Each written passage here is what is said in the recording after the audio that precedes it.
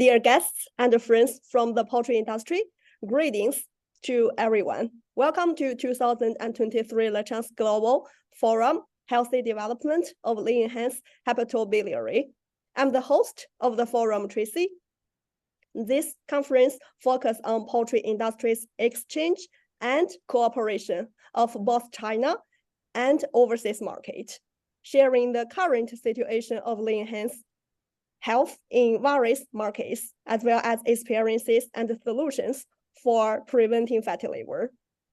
We are fortunate to have invited industrial experts and partners who will share their experience and insights in the field of poultry industry. Welcome, Dr. Manuji Kumar from India. Thank you. Welcome, Mr. Akhtar Radhaman from Bangladesh. Professor Chapong from Thailand. Professor Ali Agus from Indonesia. Dr. He Bin and Wu Lei from China. During the conference, we'll have a question and discussion session after 18 speakers' presentation, allowing everyone to delve deeper into the topics and engage in discussions. We have also scheduled break time during the conference. Before we begin, I kindly request that the speakers mute their microphones. Well, now let's start our conference. Welcome to our first guest, Mr. Manuji Kumar from India. Welcome. Oh, thank you. Thank you. Shall I share my screen, madam? Yeah, you can share your PowerPoint now.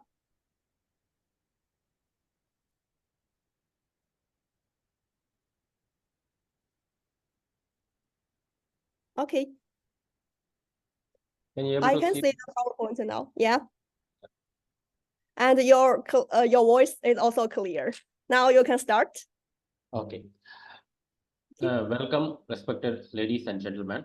Today we are going to discuss about current technical challenges in Indian layer market. We are going to first see about Indian layer strains, more chick placement, which is currently happening in India, grower nutrition in India, followed by metabolic diseases of layers in India. In Indian layer strains, first we will see about the types of layers in India.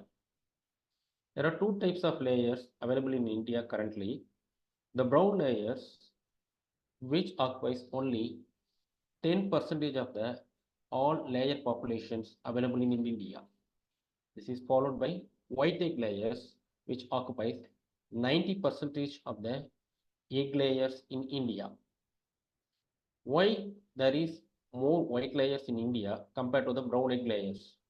Because white layers focuses on affordable market and the bird takes less feed intake and the egg weight ranges around 55 to 57 grams in general.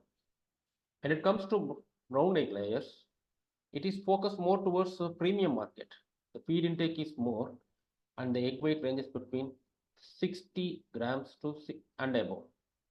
So there is more white layers present in India, around 90%, and less number of brown layers present. In North India, around 55 gram and above, whatever might be the egg weight, it fetches the same price. Whereas in South India, if you get 57 gram and above, fetches the same price. So bigger eggs are not getting any premium prices in India. Okay. Further, the brown layers, there is an additional premium rate. So the brown egg layers are comparatively less when compared to the white layers. Now we see about Indian brown layer strain. There is only one strain available in India, which is BB380. B stands for Babcock from Venkateshwara. And there are no specific standards for this breed. Why there are no specific standards? Because it was focused for backyard placement only. Nowadays, since they are fetching some premium prices, few farms has been started in the recent 5 years. Now we will see about Indian white layers. Coming to white layers, the population is 285 million white egg layers in India. There are 4 different strains. First is the oldest strain, Babcock, supplied by Venkateshwara hatcheries. Next is the Bovans from Skylark, where they initially came with the blue. Now they see place the green. We will see the difference between blue and green in the next slide. Next came the Loman. Previously, Sugna used to supply Loman. Now it is supplied by JK Group in South India and Love Farms in North India. And finally, the Highline White. Previously, Highline came to India and they were directly supplying chicks. Now they are supplying through Srinivasa hatcheries. Srinivasa hatcheries previously used to supply Babcock chicks. What is the difference between Bowman's blue and green? Here the difference, this is the old breed, this is the advanced breed. The difference is in terms of feed intake as well as body weight gain, which we will see in the forthcoming slides with data. Next, we are going to see about the strain characteristics. I already told there are 4 different strains: Babcock, Bowens, Lohmann and Highline. So as per the breed record, okay, we can keep Babcock up to 80 weeks, but people are keeping up to 100 weeks. Other remaining breeds are kept up to 100 weeks. But Babcock is still holding the largest market share. Why it is holding the largest market share? First of all, it is the India's oldest breed, and it is the most adaptive breed to the Indian harsh environment, as well as it was adapting well to the molting. But how Bowens gained the market share when they entered? Because they are the first breed to enter into India with the concept of 100 weeks. So they slowly started gaining market share. When it comes to Lohmann, they told they are the very big size egg producers. Of course, they made a very good entry, but later they faced prolapse. We will discuss in detail about the prolapse connected with Lohmann. And finally, the Highline, which came with the concept of least quantity of feed consuming breed. That means it consumes very less feed to produce the same number of eggs. But point is that it is less disease resistance. So, of course, Babcock has its own disadvantages. Like initially there will be small sized eggs, later there will be broken eggs. That's why even though it produces 483 eggs, not all the eggs are saleable. Initial eggs cannot be sold because it is so small in size, and later eggs you can see lot of broken eggs. Coming to Bowens and Lohmann, they lay up to 479 eggs to 481 eggs in a span of 82 weeks. That is the laying period. And finally, the Highline, this even though it is the least feed consuming, it also produces around 466 eggs. These are all the breed characteristics. Now we will see the difference in the feed intake. If you take all these are white Lachance strains, you can notice Highline strain is having the lowest feed intake. See here the feed intake 5640 grams. That is the Highline feed intake. Even Babcock also takes the same quantity, but Babcock is not that called as the lowest feed intake breed. We will see what is the reason. See, coming to Lohmann, they are large sized birds. So they take around 6181, roughly about 570 grams higher when compared to the Highline as well as Babcock. I told there is a difference between Bowens blue and Bowens green. You can see there is around 224 grams higher feed intake in the first 18 weeks of age. Okay, what about the remaining period? Up to 100 weeks, Highland is the least feed consuming breed, around 64 kilograms its take. When it comes to Lohmann from all the 3 suppliers, now Suguna stopped supplying Lohmann, whereas Lohmann from Love Farms as well as Lohmann from JK, they supply around birds which can consume around 67 kilograms. The Bowens blue, the previous breed is old breed is consuming 67, but later breed is consuming more. That is the difference as well as the body weight gain. Babcock, you see, initially it is consuming as equal to Highland, but during the later ages, the consumption keeps on increasing. It is the highest feed consuming bird. Of course, that's why it is getting best adapted to all kind of environment. So first we have seen about 2 types of layers, brown and white. And brown there is only 1 strain, on white there are 4 strains. And we saw each strain has its own advantages as well as disadvantages. Each has its own positive and unique characteristics, and Babcock still holding the largest market share. Next we see about more chick placement in India. First we will see about underweight chicks. in India. What are underweight chicks? If you have the younger parents tend to produce small size eggs when compared to the standard size eggs. Obviously, when you place these younger parents for hatching, you will have the chicks which is weighing less in terms of body weight. These are all weak chicks. There will be less immunity, there will be less feed intake, leading to yolk sac infection. What is yolk sac infection? We will discuss in detail in the forthcoming slides. So there is high mortality. So currently, whenever they face this issue, a combination of injectable antibiotic as well as vitamin supplement is being done. But why they are placing eggs from younger parents? Actually, the heavy competition forces chick companies to place younger chick from younger parents. Then the question arises, why there is heavy competition in India? Currently, as per the data, India is the second largest producer of egg, produces around 6.7 million metric tons of eggs.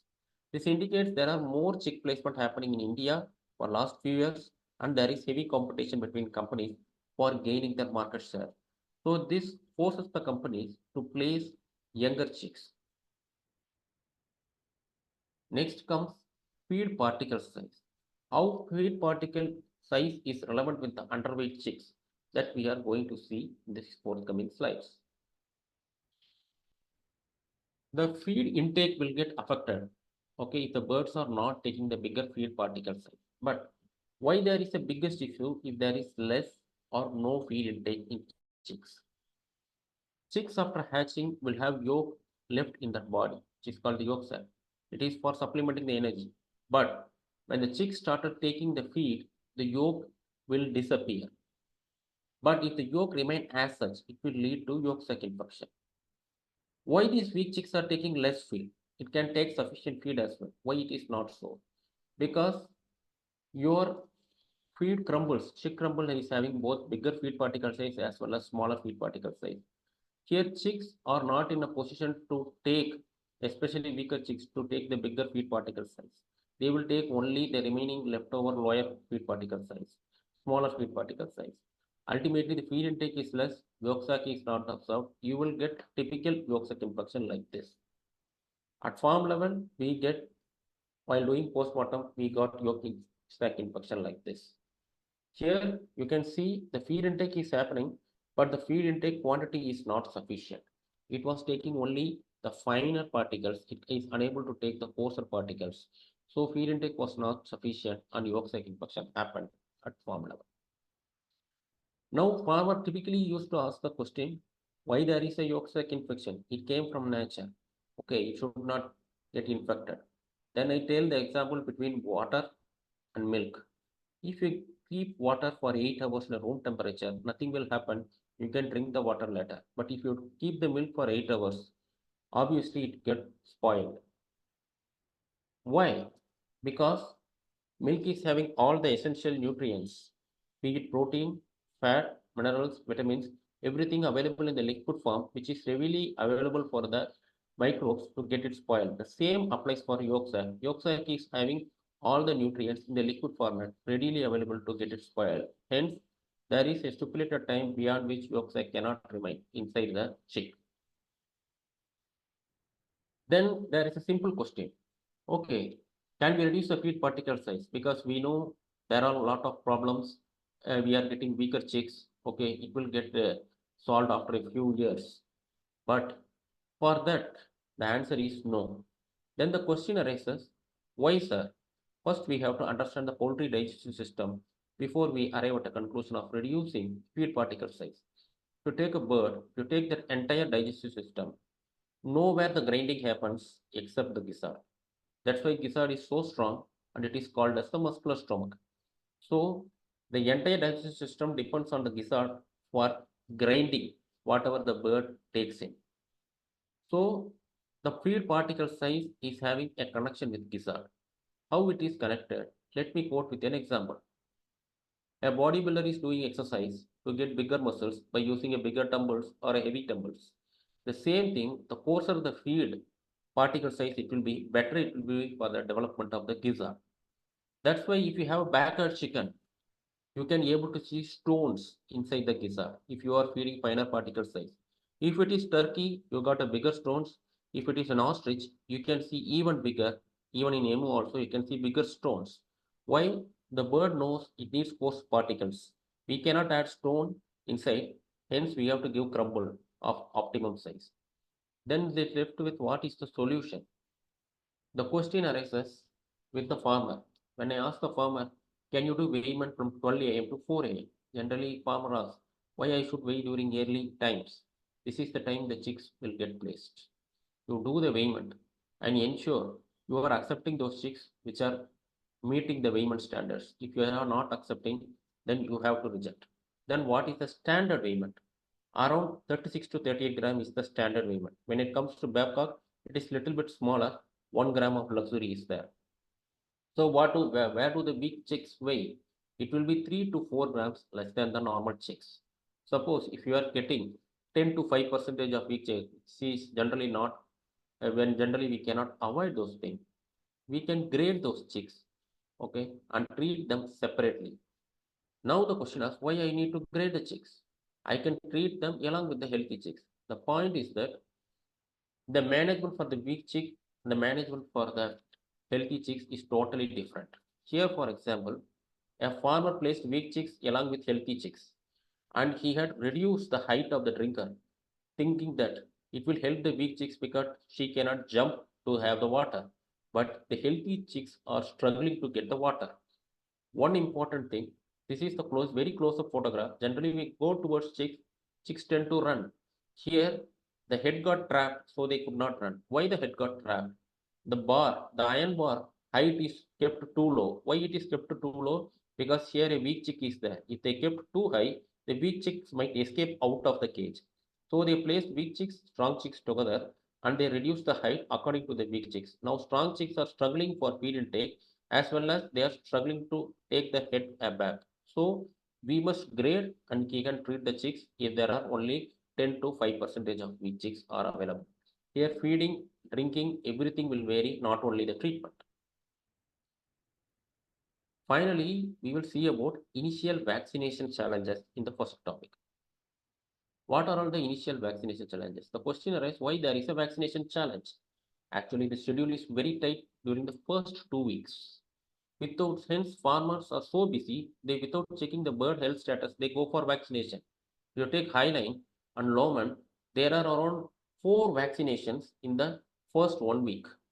When it comes to Owen's Blue, initially it was 2 vaccination in first 7 days. Later, with the advanced breed, they got onto 3 vaccination. Babcock still follows 2 vaccination. So there is very hectic schedule running over here. So farmers don't find the time to check the health of the bird prior to vaccination. But sometimes vaccination is not good if you don't do prior health checkup. Why? If a bird is already suffering with any infection, if you do vaccination, it will be counterproductive. The mortality will increase. Here you can see the farm record. You don't need to worry about the numbers. In the next slide, I will show the expanded version. Here you can see mortality keeps on there. Just notice during 15th March 21, this person had vaccinated IB Lasota plus Lasota. There you can see there is a spike in terms of mortality. If you see the next slide, you will understand clearly where I put it in the table. 10th March, day 1, day 2, day 3, the mortality is not that much. There is some infection happened during the 13th of March and it got raised. The farmer did not ask the question why the mortality has risen, shall we do the treatment? Instead, he allowed for the vaccination. After vaccination, the mortality is increased to 831. And the next day, it is 340. It was during the morning itself. And the most important thing to notice, the vaccination done in morning 11 a.m. So he was complaining on our field due to your field, there is so much mortality. Actually, we checked the farm record. Then we did the post-mortem. You can see majority of the birds died due to yolk sac infection. You can see the unabsorbed yolks all over here. And few chicks died to the vaccination stress.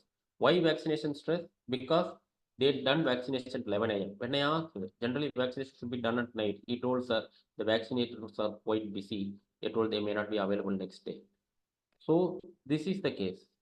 Hence, instead of running behind the schedule, if you notice whether the bird is healthy or not, after that, if we do vaccination, then vaccination will help, or else it might be counterproductive. So first we saw about underweight chicks. Then we discussed on why there is the pressure on the company, because we are the second largest egg producer. So there is a pressure on company to produce more number of chicks. So underweight chicks bound to be there. Then we saw about feed particle size. In that we saw about the role of feed particle size connected with the healthy gizzard, and we cannot reduce feed particle size beyond a point. Finally, we saw yolk sac infection. Then we talk about initial vaccination challenges, where during the first week, the vaccination schedule is too hectic. So they were in a position to vaccinate those birds only after checking their health, but farmers are not doing that. Because of that, vaccination is counterproductive. Next, we discuss about grower nutrition in India. This is the most ignored nutrition in India. We are going to see why grower nutrition is the most ignored nutrition in India. You see, current situation during first and second week, there will be mortality, huge mortality in chicks if you are not giving a proper feed. So people take utmost care for chicks. So whenever they place chicks, prior to placement, they purchase the feed. Next come during the laying phase. If you are doing any mistake by today, tomorrow you may not get a proper egg production. So what people used to do, they give proper feeding for layers. But when it comes to the chick stage, later chick stage, as well as the entire grower stage, you will see least mortality and there is no egg production. Generally, they used to ignore this stage. They may go for their own feeding, they may go for the cheaper feeding, they may mix other raw materials and try to reduce the cost of production. See, that's what's happening in our feed sales area also. We get the highest order from layers. Next highest order is from chicks. Grower, many areas we don't used to get orders because people think companies branded feed is higher cost. Let us go for our own feed. Let us try to reduce the cost over here. But grower nutrition is very much important for bone growth of birds. Now we will see why bone growth of birds is so important. Here, the current wild Lachance strains, whatever it may be it Babcock, Bowens, Highline, as well as Lowman, up to 12 weeks, the bone growth will be good. After that, there is no much bone growth. So hence it is not advisable to add anything oil in the later stage to achieve the desired body weight. So if we achieve as per the standard body weight, then we will get tall, lean birds. Or else you might get short, round birds if you try to add oil in the later stage of the growers. Why we need tall, lean birds? Because it is very well connected with egg productions. How it is connected, we are going to see in the next slide. See, the eggshell contains a calcium up to 2 grams. It comes from two sources. It derives calcium from the two sources. First comes from the nutrition, where major part of the calcium, around 80%, goes from feed and nutrition only, 1.6 gram. The remaining 20%, that minor part of the calcium, comes from the bones. This is happening in morning. Then the question arises, is it possible to supply 479 eggs multiplied by 0.4 grams of calcium from a single bird? Actually, it is not possible. Then how the bird is managing? During the night time, calcium gets replaced in the bone. Okay. So the calcium, imagine 0.4 gram of the calcium is spent. The deposit will be such that 0.399 or 0.395 like that. That's why the bone strength keep on losing towards the culling period. That means the bone strength of the younger bird will be better, whereas the bone strength of older bird will be very weak. So this is the calcium cycle. Okay, now the question asks, then why there is a problem? Even if it is small bone, it will get replaced. Even if it is bigger bone, it will get replaced. Why I should need a lean, tall bird rather than a short round bird, both weighing the same weight. The difference is metaphysis, that is medullary bone, which is the central portion of the bone, and the epiphysis, the round portion of the bone. Here it is a tall, lean birds. It is having very long bones. The middle part is having more calcium. So whenever the egg production is happening, the calcium will go from here and it will get replaced. But when it comes to short round birds, the middle portion is somewhat small. So what it will happen, after a particular point, there will be a calcium depletion will happen in the medullary region. So they have no other option. They will should go for the round portion, which is epiphyseal portion. Here the point is we can take calcium away from this, but we will not be in a position to replace the calcium. So ultimately you can see lot of lameness issue. So generally we have a question from the farmers. Sir, we are doing farming right from for 3 generations. Our grandfather used to do poultry farming. Okay, we are also doing poultry farming. Okay, and our sons are also doing poultry. Last 10 years only we are facing these problems on lameness. Previously we don't face that much. See, previously the breed were kept up to 72 weeks only. That means around 200 to 300 eggs only it will be produced. That's why Babcock has one more name called as BV300. BV300 stands for Babcock from Venkateswara hatcheries, which can produce up to 300 eggs. But nowadays, the strains got improved. We can keep birds up to 100 weeks and we can get up to 483 eggs, which is the highest in Babcock. But few people keep up to 120 weeks also. They give second molting, they keep on keeping the birds. So from a bird, around 500 eggs also, many people are getting. So in earlier stage, if they have any issue, for example, generally during the initial stage, you may not face any issues. But at the later stage, for example, at the age of 67 weeks, 68 weeks, if they face any issue means, anyway, they are going to do the culling by 72 weeks. They will cull 5 weeks in advance. That is the luxury what the old strains got. Where it comes to new strains, you have to keep up to 100 weeks. Some people keep on up to 110 weeks also. So we don't have the luxury. So if any lameness happens by 70 weeks, we cannot cull those birds. So we are keeping these birds for a longer period of time. So the initial fundamental work, that is chick and grower nutrition in first 18 weeks of age, is very much important. Is there other reason for lameness apart from egg production? Yes, there is other reason why that is happening. See, the bird are used to stand in a slopy cage. Okay, they don't stand in a straight cage. It is like the birds are wearing high heels for 82 weeks continuously, day in, day out. That means 24/7 into 82 weeks. So there will be always huge pressure on the legs. So unless you have very strong bone development, which happens in the first 12 weeks, followed by strengthening of the bird nutrition, you will have a problem of lameness in the later age, because initially bird used to stand for 52 weeks in the slopy cage. Now it must stand for another extra 30 weeks. So there is extra pressure. To bear that extra pressure, we need that extra strength. So first we saw about most ignored nutrition, bone growth. Next we will see about weight gain in growers. First we will see about the thumb rule of 250 grams, because there are many different strains are available. If you follow the thumb rule, it will be easy to monitor the weight gain. Be it Highline, Lowman, Bovans, as well as Babcock. There is a very huge difference in terms of feed intake, but when it comes to weight gain, almost 250 grams you will reach. Leave about the extra 5 grams or minus 5 grams here. Almost you will see 250 grams will reach by about week 4. By about week 7, almost 500 grams the birds will reach. By about week 10, around 750 grams the bird will reach. By about week 14, you will reach 1 kilogram. By about 18th week, you will reach 1 to 50 grams.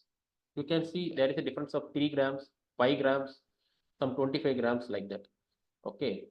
So there is no much difference in terms of body weight gain. So what we must do, keep the weight always little bit more than a standard. For example, here my standard is 180 gram. I should try to achieve 190 gram. Why? What is the reason? When they gave the standard, we can follow the standard. Why we should be little bit ahead of the standard means there is repeat stress happening during this age, because right from the day old till 18 weeks, all your vaccination will get completed. During this time only, by about 7 to 10 days, there will be debeaking, followed by second debeaking during 10th to 12th week. So birds undergo regular pressure, as well as we are going to shift birds from brooding to grower cage or else chick cage to grower cage during this phase. From at the later age, we are going to transfer these growers into layer cage. So there is always a moment, there is always a vaccination, there is debeaking. All these things put enormous pressure on the body weight. So if you are going to keep the body weight little bit on the higher side, it can counter what are all the stress factors which is facing. Now the most important thing which is very important for the farmers about the cost contribution per egg production. Per egg production, what is the cost and how it is relevant with grower nutrition in India. Why the cost production means farmer tries to reduce the cost through feed, because feed contributes the major cost in egg production. See, total, if you say the feed intake for 100 weeks will be, for hyaline it is standing at 64 kilogram, babcock it is 69 kilograms, remaining bovines, lowman around 67 kilograms. The advanced bovine feed up to 68 kilograms. That's what we had seen. In the grower feed is hardly 4.3 to 4.5 kg.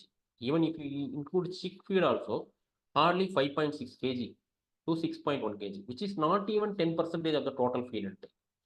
For better understanding, we will see the exact cost calculation. It is put cost calculation done in Indian rupees. See approximate cost production per acre. I have included chick cost, vaccination cost, maintenance and others, which includes labor cost and everything. First 8 weeks, we are recommended to give chick feed. 9 to 18 weeks, we are recommended to give grower feeds, which is the cost of per chick cage, chick feed kg cost is 35 rupees, grower feed 28 rupees. Hardly there is 0.72 rupees or 72 paisa. That is the amount of investment which we are going for per egg production. Then where is the major cost is coming from? It's coming from layer. So in the layer feed around 3 rupees 34 paisa. What is paisa mean? 100 paisa is equal to 1 Indian currency. So 4 rupees 7 paisa is the total cost. In that major chunk comes from here.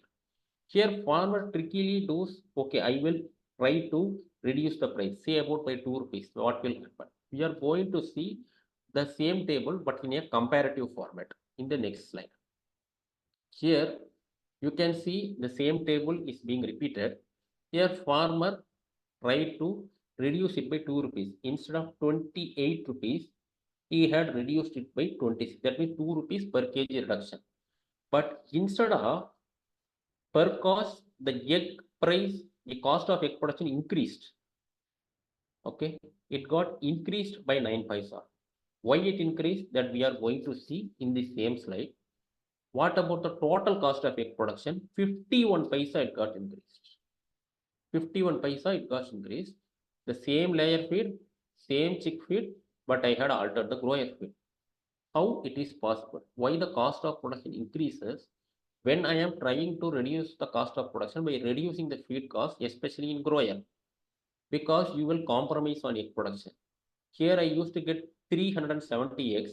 If you definitely compromise on the cost due to lameness, due to prolapse, due to mortality, the egg production will be hampered.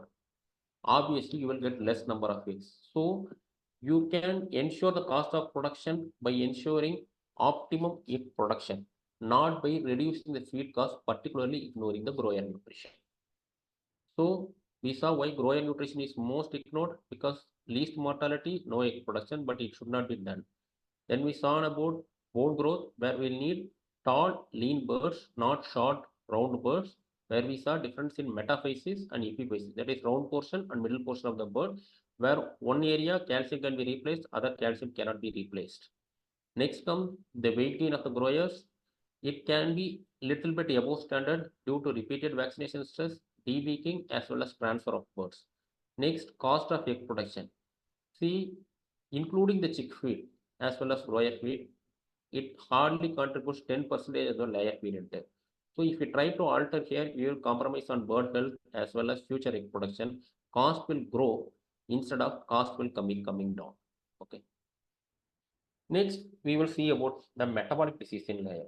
First, we will see about lighting done based on age. There is 12 hours of daylight, 12 hours of night light.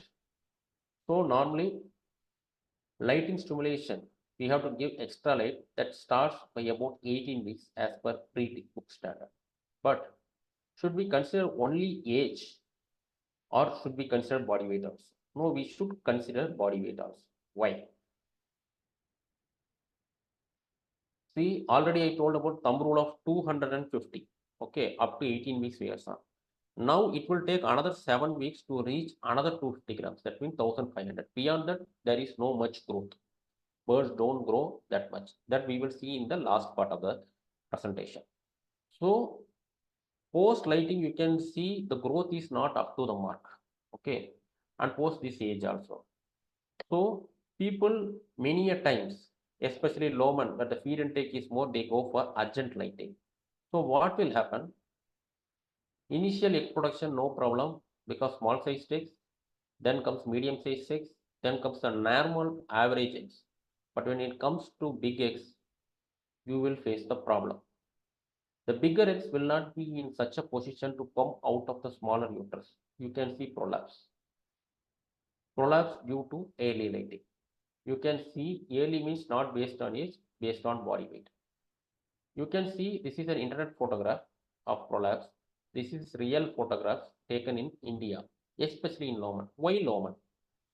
See, Loman are big egg size producers and they are having prolapse, which I already told you in the previous presentation. Why prolapse means up to 18 weeks, Loman takes 6,181 grams, around 6.1 kilogram it will take.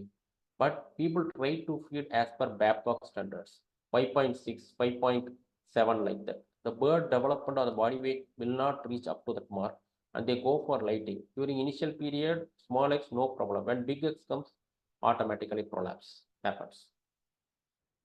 So now we will see two topics which are relevant to each other. First, we will see about feed intake versus egg production. See, I already told you after 25 weeks, there is no much body weight gain in layers. Then why the feed intake keep on increasing? It increases up to 110 grams. Why means these 110 grams have the role to produce egg production, maintenance, as well as for the feces. So in this way, it gets distributed. So whenever the feed goes, it goes to all these three portions. That means if there is a problem in feed intake, it should reflect in egg production. That means feed intake goes down, egg production should also go down. But what happens if egg production goes down and feed intake is as such? That's what we are going to see in the next topic. Feed intake versus body weight gain.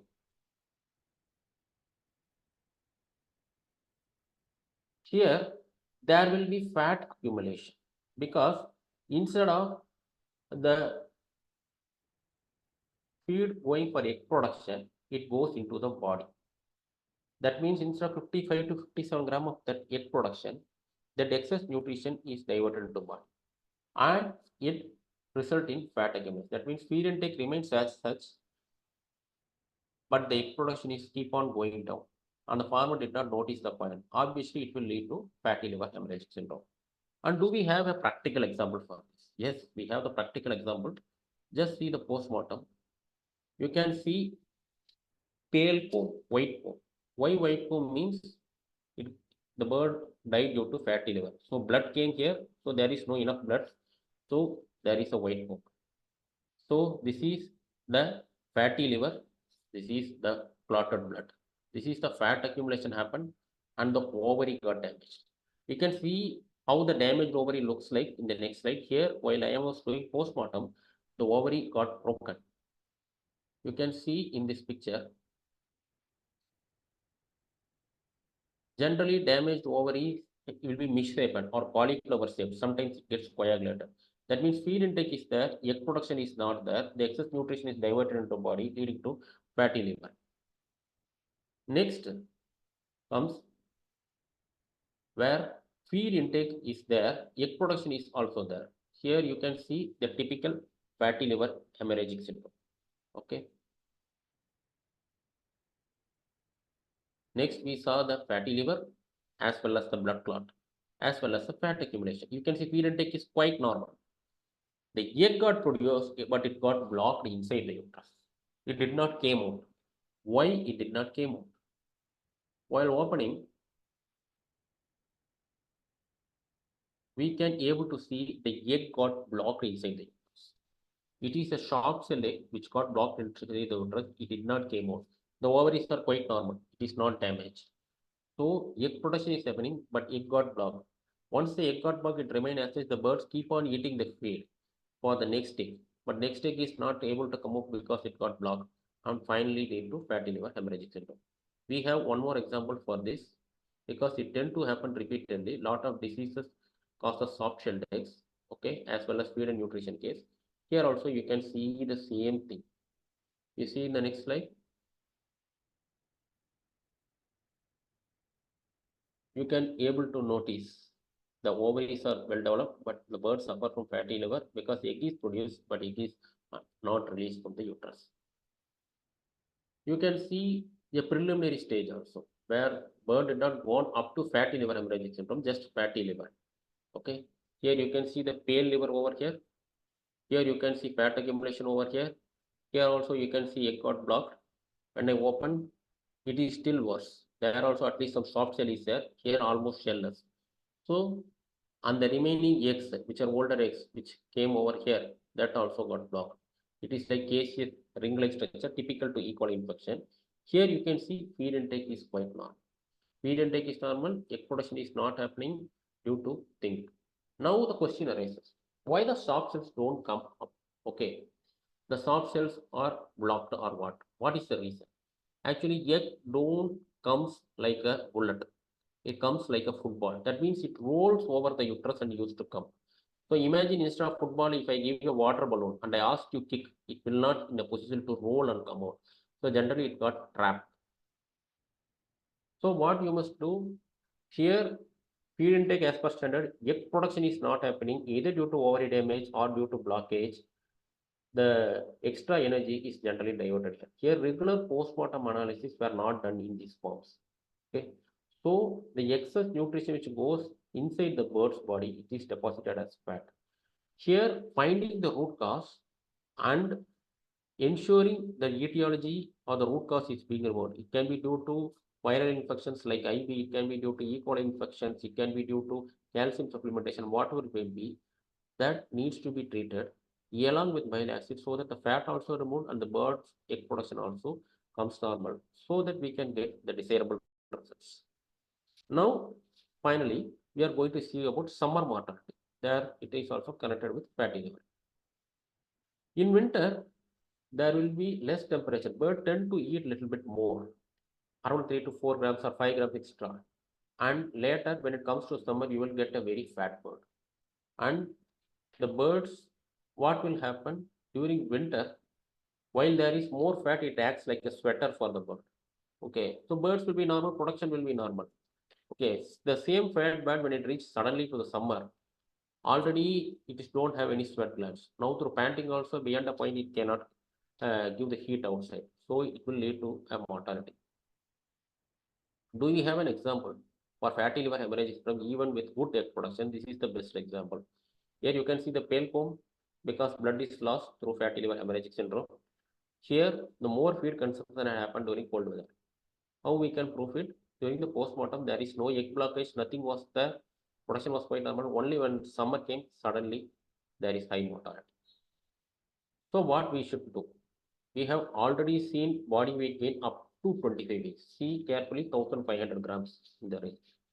Now, Up to 100 weeks, hardly 150 to 180 grams only weight increase is allowed. That means after 25 years of age, if you take humans as example, if you are gaining body weight, not by doing exercise means obviously it will gain through fat only. Here, the most important thing is during cold season itself, we have to check the body weight. Imagine a bird at 50 weeks of age, if it is having 1700, 1750 grams. And after 10 days, it is again moving by 30 grams extra. That means the birds are gaining weight. Where production is normal, everything is normal. That time itself, during winter, when there is no problem, little bit feed intake is normal, weight gain is happening. There itself, we have to address it through bile acids or address that weight gain through feed and nutrition. Then we will not have the problem. But generally, what people used to do, people allow during the entire winter. For example, entire 4 months, the bird keep on gaining weight. Imagine, for example, the bird is having a weight around average weight of 1850. That is roughly 200 grams more than the standard weight. That's at the culling stage. Suddenly, if they expose it to summer, then they will tell, sir, we are giving double dose of bile acid. We are giving triple dose of bile acid. For them, the answer is, if you are becoming fat by eating for 4 months, suddenly within 4 days, you cannot become lean, no matter what medicine you do. Here, management become altogether more important. So we saw about lighting done based on age, but it should be based on body weight as well. Feed intake versus egg production, how it is relevant with the body weight gain. When feed intake is normal, egg production is not happening. Then we saw about summer mortality, 100 with fatty liver hemorrhagic syndrome. What is the summary? Indian layer strains, we saw about 2 layer strains, brown egg producers, white egg producers, white egg 4 strains, brown egg 1 strain. Then we saw about strain characteristics. Then we saw about more chick placement. Weak chicks, then second largest egg producer, feed particle size, feed intake, yolk sac infection, and initial vaccination challenges. Then comes grower nutrition in India, which is most ignored, and how bone growth is important for egg production, then weight gain and cost contribution. Then finally, metabolic disease in India, which lighting associated with prolapse, feed intake versus egg production, and feed intake versus body weight gain we had checked, where we saw both type of fatty liver. Fatty liver slowly happening during the winter season, and it is showing its effects during summer. Fatty liver happened because egg production is not there, either due to blockage or due to ovary damage. So knowing the why is the most important. Most of the presentation will be focused on that only. Most of the people knows what needs to be done. Through little experience, definitely we know how we can proceed that work. Only if you know the why part, even if it is the most difficult work, you will try to do. For example, 12 a.m. to 12 a.m. to 4 a.m. You do the chick weighment while doing placement. Most farmers don't do because they don't know why it is so much important. Most farmers don't go for the winter weighment checking because birds are normal, egg production are normal, but they don't check. They try to check during summer because they see the mortality. If they know the why we are doing attempting a thing, definitely everybody will do the tough task, and we will ensure we can address all these technical challenges. Thank you. Thank you very much, Dr. Manuji. Yes. Dr. Manuji started with India layer strains and talked about nutrition and diseases. Very rich content. It brings a lot of information to our audience. Let's see if the audience has any questions. Okay, I got 2 questions here. Question 1 is fatty liver syndrome more likely to occur in winter or summer? Fat accumulation starts by winter. We are seeing the effect during summer.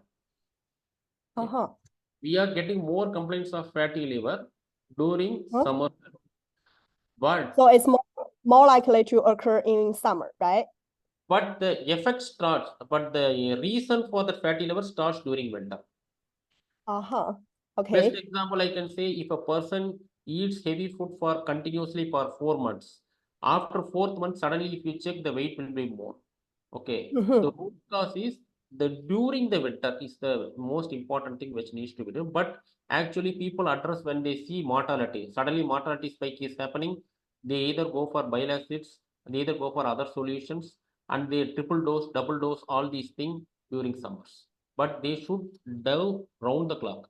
Right about winter itself, had they checked where the standard weight is, for example, 1500 grams, they got 100 grams extra during the time itself. If they use, they change the feed and nutrition, they change, use the bile acid, and then they check the body weight gain, they will get lean healthy birds during summers. But they allow the weight gain to happen slowly. But once the farmer sees, only when egg production or mortality is addressed, otherwise he is not seeing that. Oh, okay. Very detailed answer. Yeah. Thank you, Dr. Manoj. Yeah, and the second question is it easier to get fatty liver diseases if layers eat more? If layers eat more, yes, if it eats more than More a feed. portion, yes, yes, it will Yeah. get fatty liver, but we will not be in a position to control that thing, because the 2 gram extra, 3 gram extra, they tend to take. Okay, here it can be addressed only by altering the feed and nutrition, as well as using the bile acids in an extra dose. If you are normally using 150 grams per metric ton, you can go for 200 grams per metric ton, but that depends on the advice as well as the measurement of the body weight. And post treatment, we have to see what is the effect after 1 month. We can see normal, then bring back those bile acid to normal, bring back the nutrition to normal. Again, you are seeing, again you do. So you have to do in a dynamic way so that the risky cold period is being addressed. Generally, people don't take much care during cold period because mortality will be less. Egg prices also will be high. They will get good egg production. Even if there is minor drop in egg production, they may not take it very seriously, because they are anyway getting that good money from the market, because egg consumption increases during cold period. But when summer comes, suddenly egg production drops, suddenly if he sees mortality, suddenly all problems he is seeing, means the farmer get furious. Actually, few companies take it as advantage, not like us. They import product, they increases the price by 4 times during that summers. Okay. Yeah. And I got another question. The question is, seem like course participate course in crop, but they will be sensitized and develop itself for big and hard gathered. Body has the ability to produce bile. Do regular use of synthetic bile salt could sensitize body and make bird body to reduce production naturally? Yeah. This is the one most important question which many farmers used to ask. That means, Yeah. I am going to supply bile acid, but naturally also bile acid is produced by liver. Imagine I keep on supplementing with bile acids. Will the bird become so much that it cannot produce natural bile acids? Okay. That is not so. Why? Because liver has almost 40 different functions. Bile acid production alone is not the function. Coming to the protein metabolism, coming to fat metabolism, coming to storage of glucagon, coming to detoxification, you name any, liver is having huge function. And apart from that, it needs to produce fat also, because your purse needs the fat. So if you see a normal layer without any problem also, you cannot get deep colored liver. Always the liver will be little bit pale, little bit thin, because it is on continuous stress. That means every 26 hours, one egg. Okay, that means in 576 days, it needs to lay 479 eggs. Continuous production. So liver is always under stress while it is in layers. So whatever you are going to help in terms of bile acid supplement, it can only help those birds. Maybe what you are telling is for the natural birds, which can hardly produce 30 eggs per year or 40 eggs per year. After that, there is no egg production. But here, non-stop, restless, 479 to 483 eggs it is producing. So definitely it needs a supplement. So whatever supplement we are going to do, it will generally boost like an athlete. Super athlete is there, he needs supplement, but not for the normal one. So definitely supplementing continuously with the bile acid also, will not create any problem. It will only support the liver and ensure you can see better egg production. Because for 100 weeks of birds, we ourselves done a project, we ourselves gave. Actually, throughout that 100 weeks, we saw his egg production, everything was good. But he have to follow management also. Just because giving one solution, you cannot get all problems solved. So breed, feed, management, disease, all these four collectively determine farm performance. So definitely, if you continuously give bile acids also, it will not desensitize the liver for not producing. You are helping that liver only. Yeah. Yes. Okay. Thank you very much, Dr. Manuji, and thank you for your detailed questions. And I think our audience totally understand this time. Thank you again. Yeah, thank you. For joining us. Yeah. Okay, thank you. Yeah. Now, now you can end your sharing screen. Please stop share. Okay. Yeah. Thank you so much. Thank you. And now I'm gonna welcome our second guest, Mr. Actor. What he's about to share with us today is digging deeper to improve the production potential of lean hens. Welcome. Yeah, thank you very much. So happy to have a chance to present my presentation. Good afternoon from Bangladesh time to you all, and welcome you all to my presentation. That digging deeper to improve the production potential of laying hens. So it's very important to know that if we want to get high benefits towards highest benefits, we should know how to reduce the possible problems. That's very important.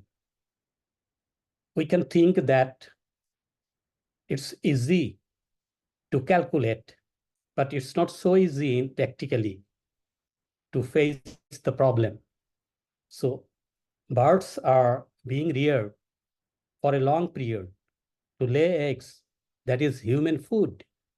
So it's a conversion. It's not as like as a machine. It's a living animal. It should convert our nutritions provided to it for an egg.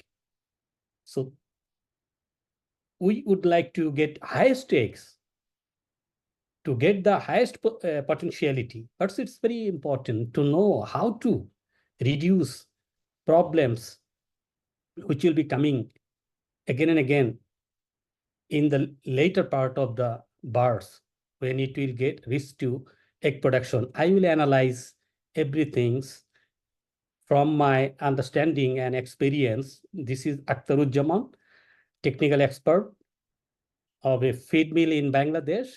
We produce feeds to feed our own layers, 500,000 layers. It's control shed. So from our experience and understanding how the problems will be reduced, we'll show you one by one. So it's a slogan, more layer benefits creates if I know how to less possible, potential problems. Manya?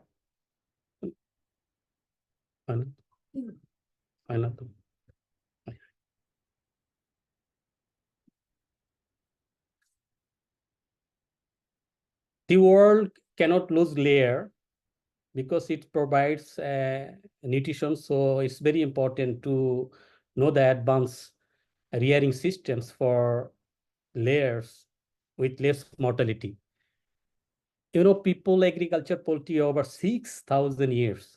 They accompany our history for a long time. Nowadays, large-scale rearing of layer is getting more and more popular across the world. Why?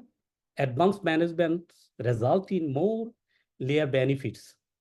But we know how to get this benefit. That is important. China and some other countries, layer farms are targeted for 8 weeks of rearing that produce 300 plus pieces of eggs. On the other hand, in Bangladesh, we are not achieving up to the mark. Why? We will explain it. The layer egg peak production and the later period of egg production are very critical areas that will decide whether I will get production benefit or not. These two areas, egg peak production, how much it will be longer, and layer egg production, how I can get more eggs at the layer period of the birds. These two period of laying of a layer hen is very critical issue. We have to address it. Layer and breeder character. It takes longer times, already we have come to know that even though on ROI, return on investment, 80 weeks are targeted, but it might be extended 100 weeks or 100 plus weeks. So the art of intestinal gut area and the function of other organs like liver, gizzard, this, and as proventriculus also, even though it is a small stomach, these organs all together will convert our nutrition into human food like an egg, but this area will be vulnerable because liver will get a lot of burden. We don't know how the liver will get burden enough, and the intestinal gut area like villi, length of villi, and other areas might be vulnerable. There are so many factors. So this intestinal gut area, including liver, are vital organs to convert all the nutrients which will be provided to birds. Nowadays, high density rearing system in our country, multi-storied building and high density to get optimum eggs in small areas, they would like to get how this bird will be treated. So without advanced technology and advanced monitoring system of the management, it's not possible to get highest potentiality of a layer. So that's the high level of management is very important here. And already mentioned, problems of later period of laying is critical issue also, how we will address this. Otherwise, we will not get up to the mark eggs.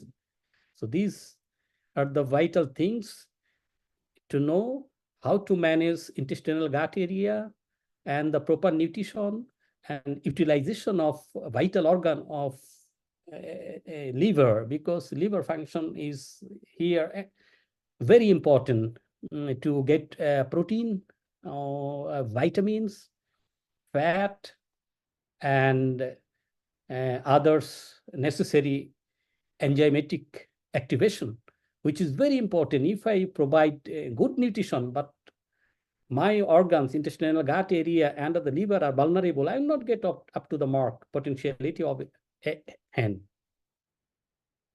So more accurate nutrition of layer derived high level performance. So nutrition should be accurate. Why? Layer birds at early stage, it starts with a starter feed. Already our speaker mentioned that during 2 weeks, if day old chicks are not used to get feed properly, so it will be vulnerable to grow up to the standard weight. So that's why proper nutrition and the feed intake must be monitored. It's very important. Then it leads to grower feed.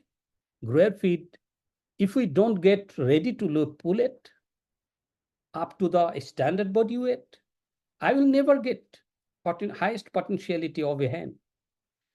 So after getting standard body weight, if I don't get standard body weight, I have to delay to get started laying. Laying depends on body weight as well as lighting stimulation. So getting into a starter of layer 1 feed for earlier stage, then it will be followed by layer 2, layer 3, and later part it will be layer 4. After 80 weeks, if I want to get 100 weeks or 100 plus weeks, then I have to follow layer 4 feeds. That will not so much protein, a little bit protein might be reduced at the layer 4 feeds.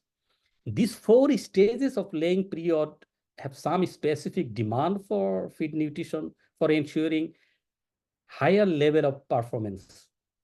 If I don't formulate age-wise, production-wise feed, I mean these 4 feeds during the laying period are very important to get optimum, I mean highest performance of layers.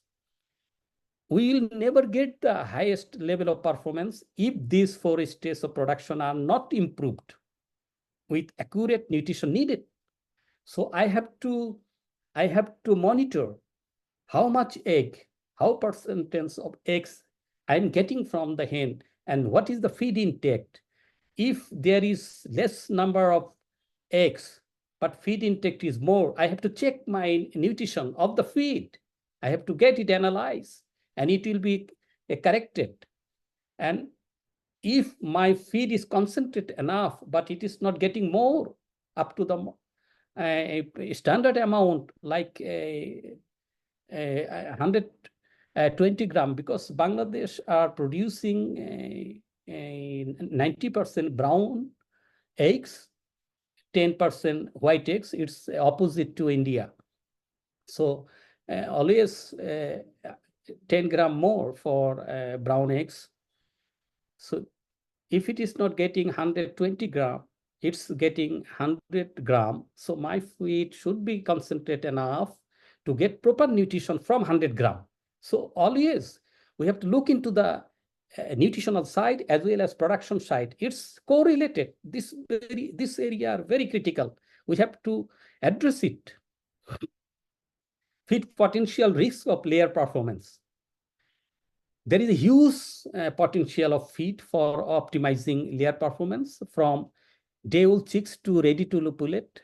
Always we should monitor. Our earlier speaker also mentioned that always we should monitor weight and amount of feed consumption. That's play pivotal role in setting up onset of egg production. Why I will get this birds for starting egg production, even though it is not a standard weight gain, that will get prolapse, that will get more stress, that will get less immunity, that birds will be prone to diseases. So many problems will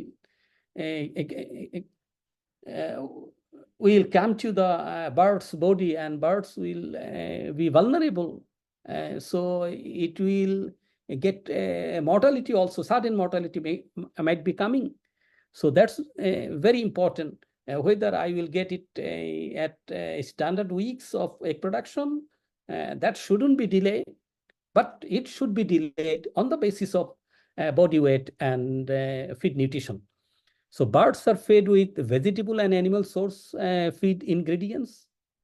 In addition, nutrition is not up to the mark. On the other hand, some anti-nutritional components and toxins are major concern also. So it's getting more vulnerable.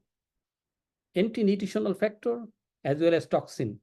You know, there are some protease inhibitor and arabinoxylan and lectin.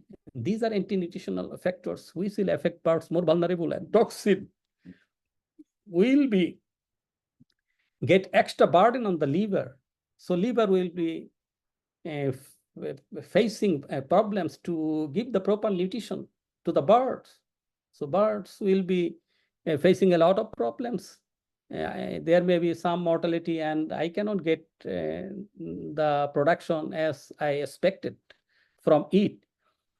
Both of these items for a long time of feeding are accumulated in the liver. These anti-nutritional factor and toxin will be in the liver. Liver is a vital organ to detoxify these toxins. So liver will be facing a lot of burdens that result in burden of liver and finally poor performance of egg production. Definitely, I will get poor performance because my lacking of proper nutrition as well as anti-nutritional factor and toxins, in addition to disease attacks, bird will be facing a lot of stresses.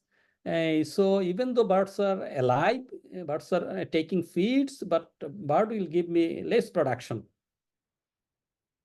The layer face normally challenges Bangladesh market. What we have seen, laying start delayed. In Bangladesh, it's a common. Why? Ready to lay pullet is not up to the standard in terms of body weight. So all the times it's being delayed starting laying. So it's the factor. I'm not getting egg produces at right time. So normally caused by poultry weight that cannot reach standard and lacking of appropriate nutrition on different ages, from a day-old chicks to pullet.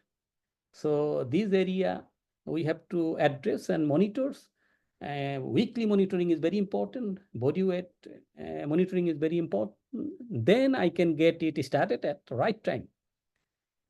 Egg peak production for a short time.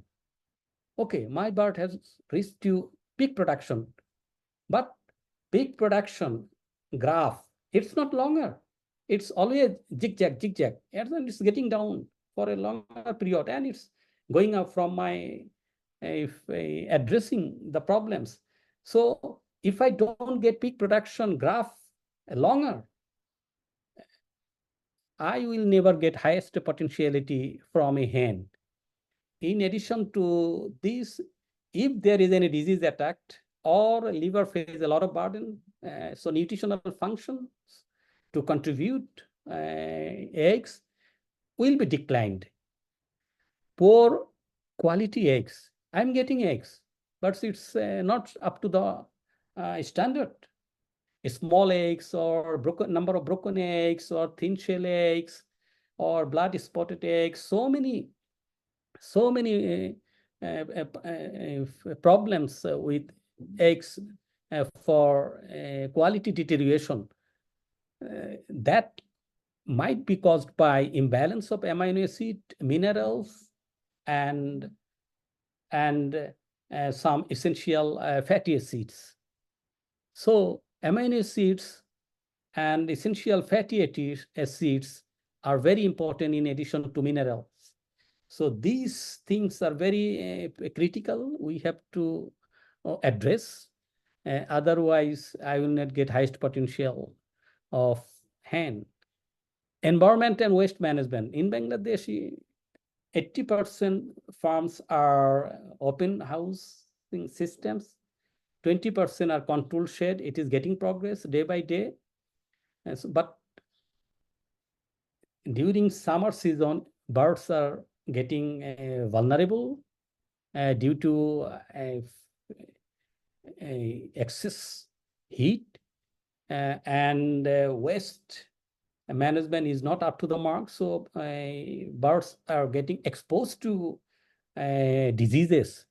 So these two areas we need to address, especially for open shed houses. Control shed, we try our level best to control the environment in the control shed to get highest production. But in summer, mineral deficiency, especially less calcification, even though farmers are putting a lot of calcium carbonate and other things to address problems of thin shell eggs and reduce the broken eggs, but it's very difficult if there is no proper treatment of liver. Liver is not healthy, so calcification and other vitamins are not coming out properly to produce eggs. So that's the point. Environmental and other pollution and sanitation are also important to get optimum production from a hen. Profit is always divided into net and gross profit. It is very easy to calculate the cost, but practically it is very difficult to get that cost. Cost might be increased. Why? That birds are being interrupted and face a lot of problems. So we can not get net profit if we can get gross profit, but finally, if we don't calculate how much actually I have to spend to face the problems, so that's a very important area. If we can prevent interruption of any disease attacks or other problems, then I can get highest potentiality as I expected from my birds. Because, if there is any problem simply on eggshell quality, price will be down. It will be graded separately. If thin shell, broken eggs, number of broken eggs will be increased. So it is calculated, this much money I will get. In true sense, I'm not getting that much money. So to get net profit for getting highest potentiality from an egg, facing a lot of problems, that must be addressed with advanced management technology. And create more layer rearing profit key time. I'm getting day-old chicks from hatchery. I should know the history of the hatchery, parent stocks history, how those cock and hen are being treated, and how many vaccines, or what's the immunity, maternal immunity, and whether my day-old chicks are getting salmonellosis, egg-borne diseases. So that's also recorded. Base-wise, it needs to be recorded. Otherwise, I cannot rectify to get the highest performance from my hen. I cannot address the problems which will be coming in future. So that should know. Egg peak production terms potential benefits if it is longer. If I can longer peak production period, definitely I will get more profits. Otherwise, it's very difficult to get profit towards highest potentiality for producing eggs from a hen. Healthy liver means good egg production. It is proven, because liver is the vital organ to produce all the nutrients which are very necessary for producing an egg. Longer period is the key for getting optimum production. But we should know how to get longer period with highest production, why it is getting zigzag, what needs to be addressed. So that should be recorded base-wise. Accordingly, poultry character to digger more poultry performance. On the basis of that parameters, prevention is better than cure. It should be followed by advanced technology. How I can prevent all the diseases, in what way a vaccination schedule will be developed. From the past history, I have to develop it, and that should be followed strictly, and the biosecurity is strictly followed. Otherwise, all on a sudden, my birds might be attacked with diseases that will hamper to get highest performance from the layers. Poultry are people egg production factory. People are rearing poultry. It's alive animal, but it's not machine. It will start laying and continuously it will give us laying, but it might skip laying. Why it is skipping? That problems need to be addressed. Otherwise, we cannot get up to the mark production. It's chickens are bio character. Its crate easily infected by bacteria and virus. So viral infection, if it is attacked, there is no treatment. Immunity will be dropped down, even though it is vaccinated, but immunity will be dropped down. It will face a lot of stress. Stress leads to less production.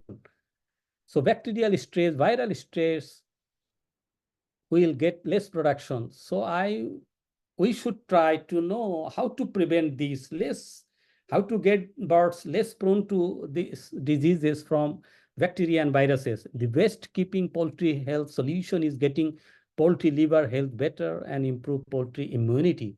That's why our vital organ, intestinal gut area, liver, and the immunity by vaccination or naturally exposed to bacteria or viruses that will produce immunity. That's a very important area to address.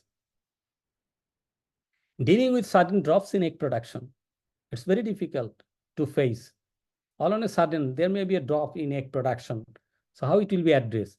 Unless hens lay at the constant high rate of production, it is difficult to make profit from them.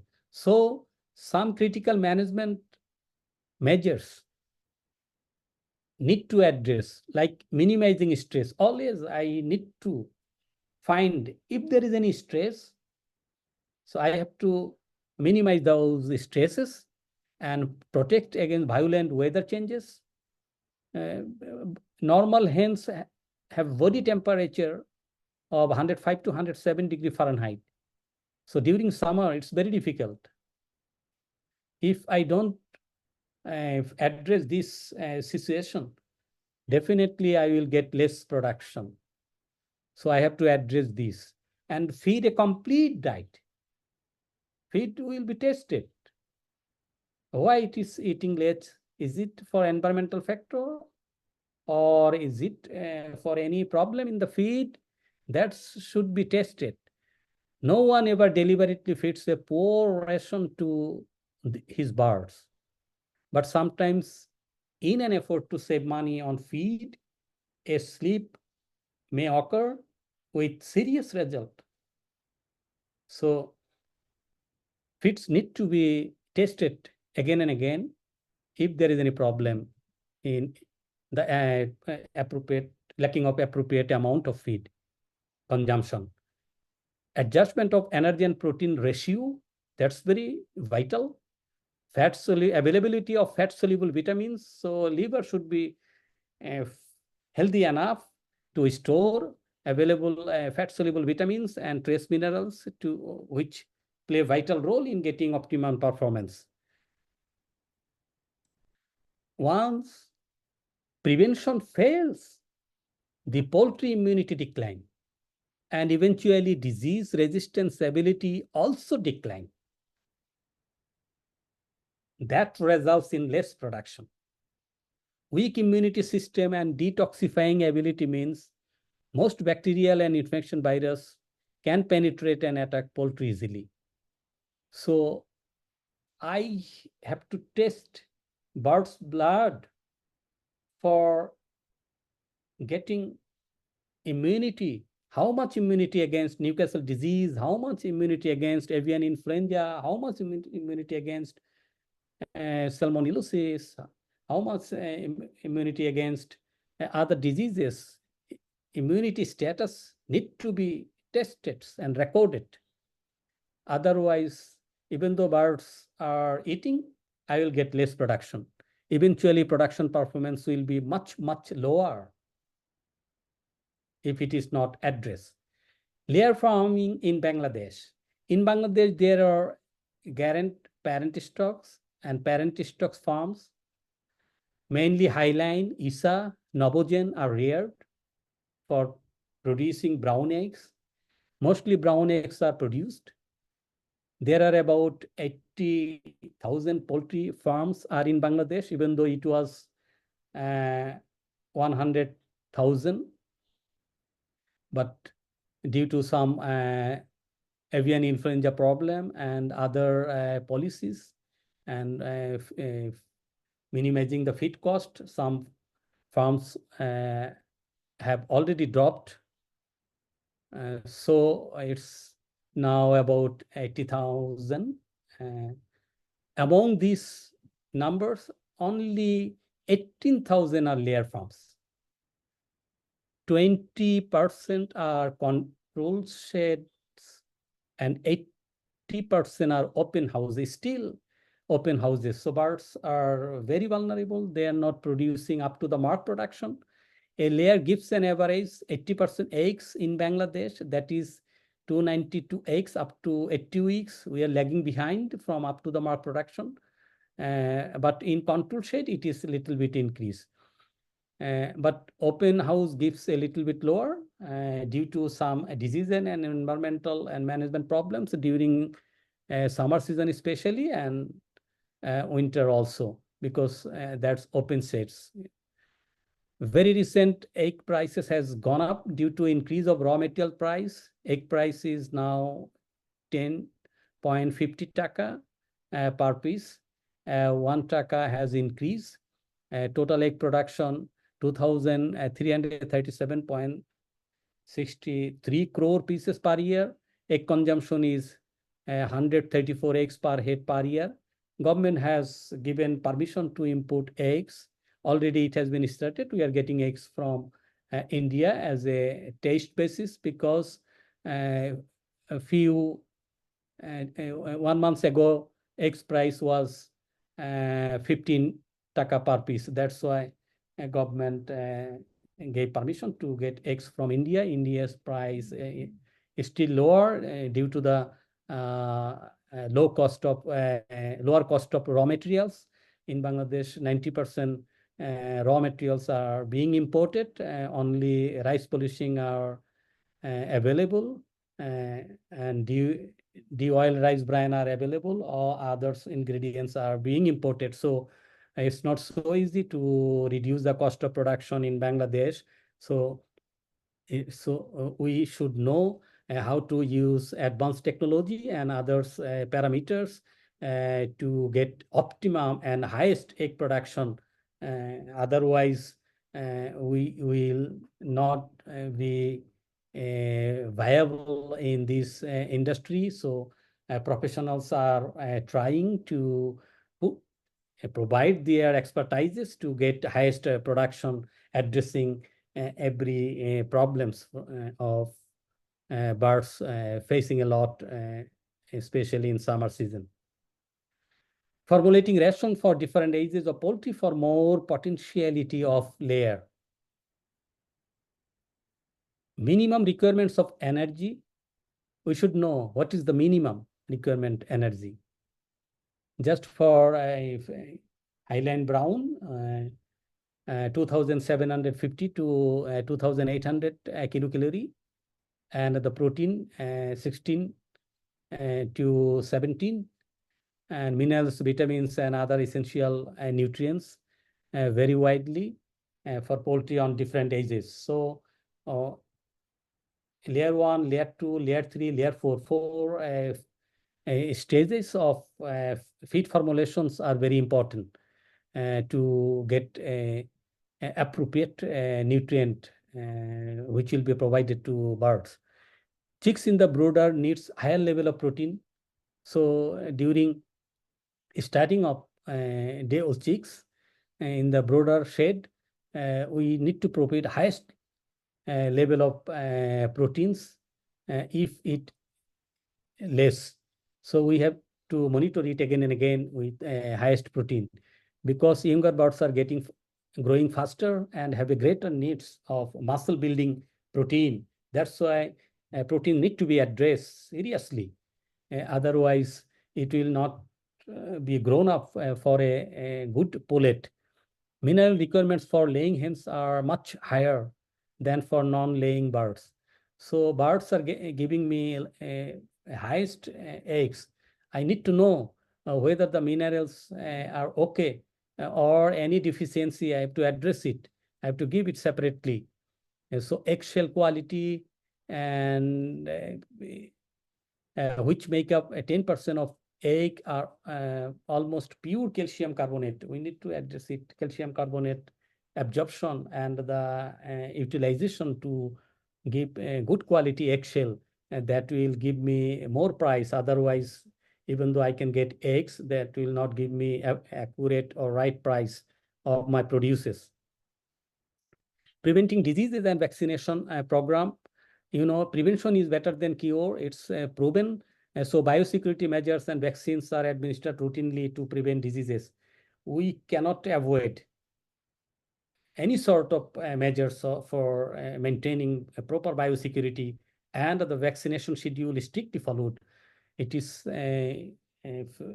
vital issues for getting up to the mark production.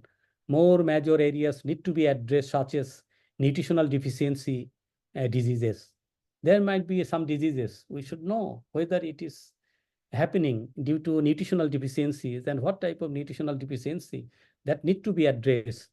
And non-nutritional diseases like bacterial and viral diseases, mainly bronchitis, because bronchitis will give less production, and the common respiratory disease mycoplasmosis will give us less production. And fowl pox in Bangladesh, it's also prevailing to provide less production. Newcastle disease, bird flu, high pathogenic avian influenza, and low pathogenic, even though low pathogenic is being addressed effectively by vaccination, but sometimes high pathogenic avian influenza might happen. So 3 vaccination against this bird flu, which definitely give us less egg production as well as poor quality egg production. Even though Newcastle disease are being addressed vaccination properly, but bird flu is also issue to get less production from the layers. So it needs to be administered properly. And this is the area in the graph. We can have a look at it, that after 18 weeks, up to 40 weeks, it will onset of egg production time.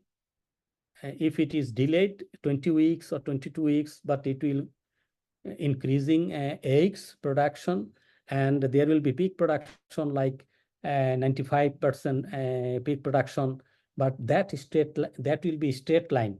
But if it is sudden drop, so that will never give me a potential production.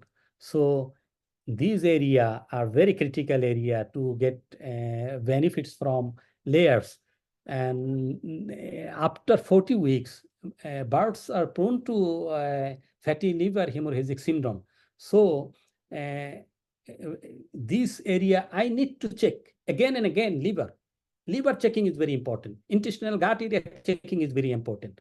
It should be monitored. It should be, if I find any problem, it should be addressed properly with functional feed additives like bile acids and proper amount of methionine and the vitamin E, vitamin C, like this, to avoid oxidation in the liver and oxidation in the intestinal gut area.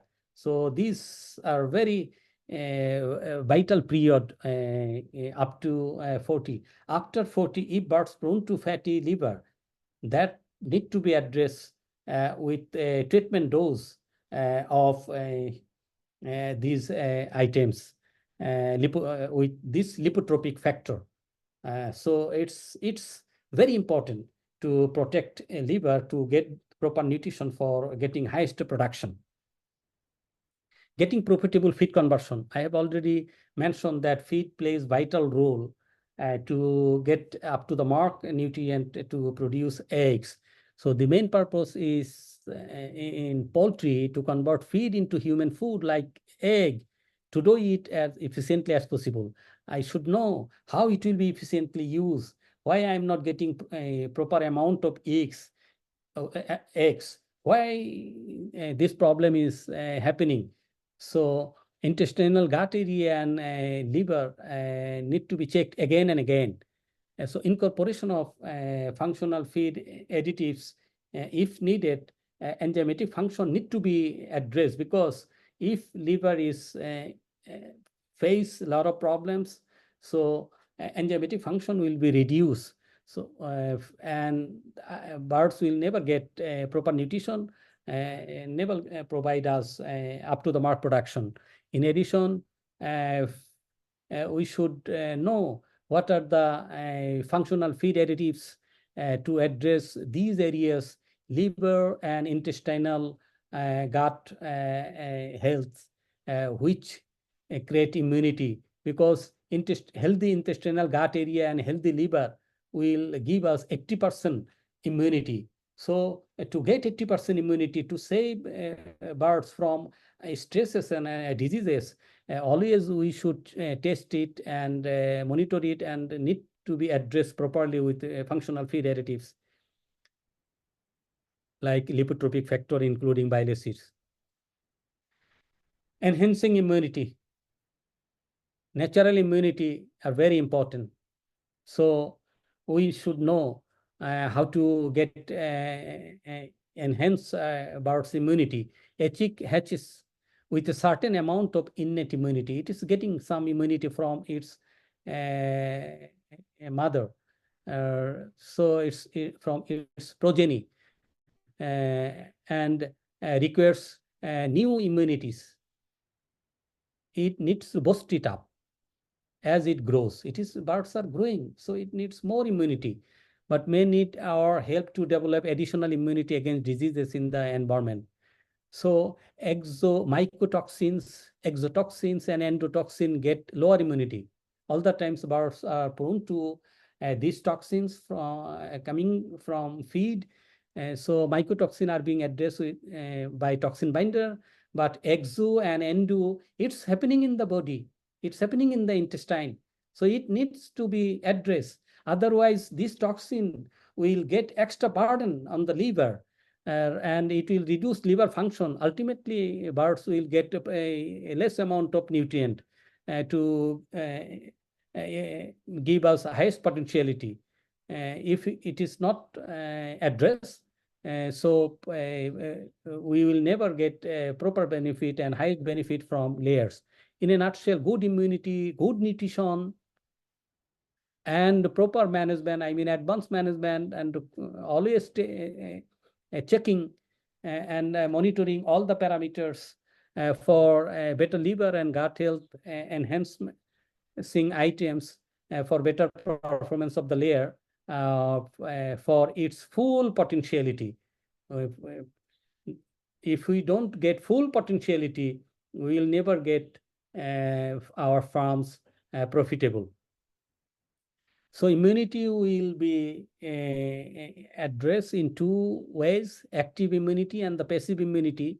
Birds naturally, when attacked by bacteria or virus, some immunity will be produced. Even though birds are being treated, it will face a lot of stress, but immunity will be produced. That is natural.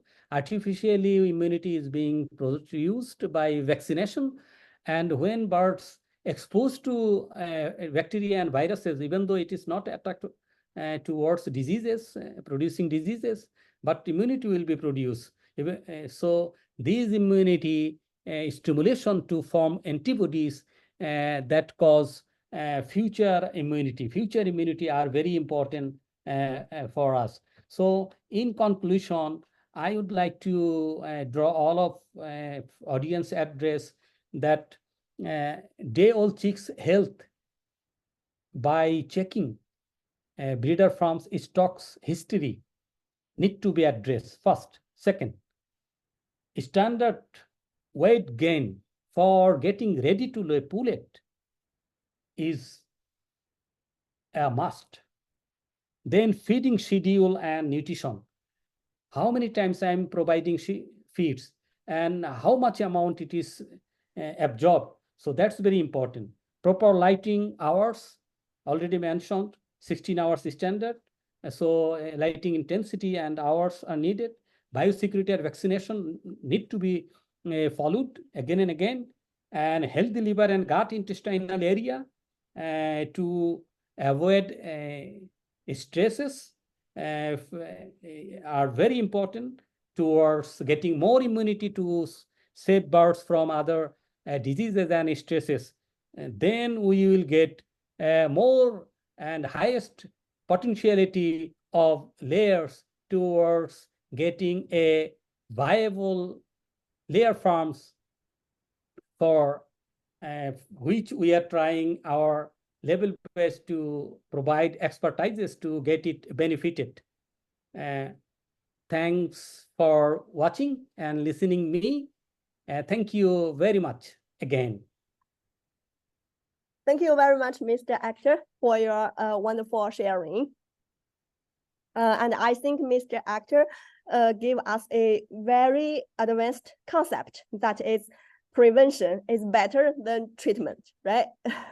But you know, some of our audience may just got into our meeting room. So one of the audience asked, "What do you mean prevention is better than treatment?" So, Mr. Actor, could you please explain for our audience this question very, simply again? Yes, very, very nice questions. It is nowadays modern theory of rearing layers. If we don't know how to address my layer birds intestinal gut area, which is very responsible to provide nutrition by addressing, absorbing, and metabolizing all the nutrients. If it is coming from feeds like anti-nutritional factors and toxins, so liver and intestinal gut will be vulnerable. So that's why I need to check the sanitation of the feed. I need to check whether some functional feed additives is in the feed or the others parameters like whether stress or any disease stress or any vaccination stress or any human or any vehicle which is getting in viruses or bacteria which getting about vulnerable. So all the measures before getting attacked from any diseases or any non-infectious diseases like liver is being vulnerable. I don't know whether it is coming from a virus or bacteria, or it is simply a deposition of fat in the liver, or it is getting vulnerable from the excess amount of toxification. So before getting attacked any diseases, any detrimental effect in the layer hand, I need to address every measures. Those are biosecurity. That biosecurity actually implies for prevention. Okay, so thank you very much. So you mean, prevention of diseases in the future should be always put in the first place, right? Right. Yeah. Right. Okay. Then I will provide a proper nutrition. I will monitor whether nutrition giving me up to the mark production. And if there is any lacking, that needs to be addressed immediately. Then I can get highest performance from layers and my farm will be profitable. This is the main slogan to all the farmers and to all professionals who are actually involved with these layer farms. Yeah. Okay. Thank you, Mr. Actor. And the second question is, you mentioned that egg peak production for a short period caused by diseases attack. My question is, what kinds of diseases, such as, for example, such as fatty liver diseases? Very, very good question. Why? I provided a proper nutrition to day-old chicks, and I got a growing bird, pullet, and ready to pullet, which is ready to lay. And I started onset of egg production, and it's a peak just 98% or 95%. But if there is any sharply drop, if there is any zigzag, it zigzags. Why? I need to know I am providing a lot of nutrition, why it is not being utilized. So what organ is very responsible for providing all the enzymes and all the nutrient to blood? That is liver. So whether liver has got fatty or liver has got some burden, liver has not providing proper nutrition, what's the problem? So it's the, from your question, I would like to draw all of audience attention that off and on birds will be post-mortem to see the liver condition. This is very important. And to see the intestinal gut area. These two areas are very important. If I want to get a straight line of peak production, otherwise, if there is any short time of peak production, there might be problem. It's from liver, it's from intestinal gut, or it's from diseases. This very important.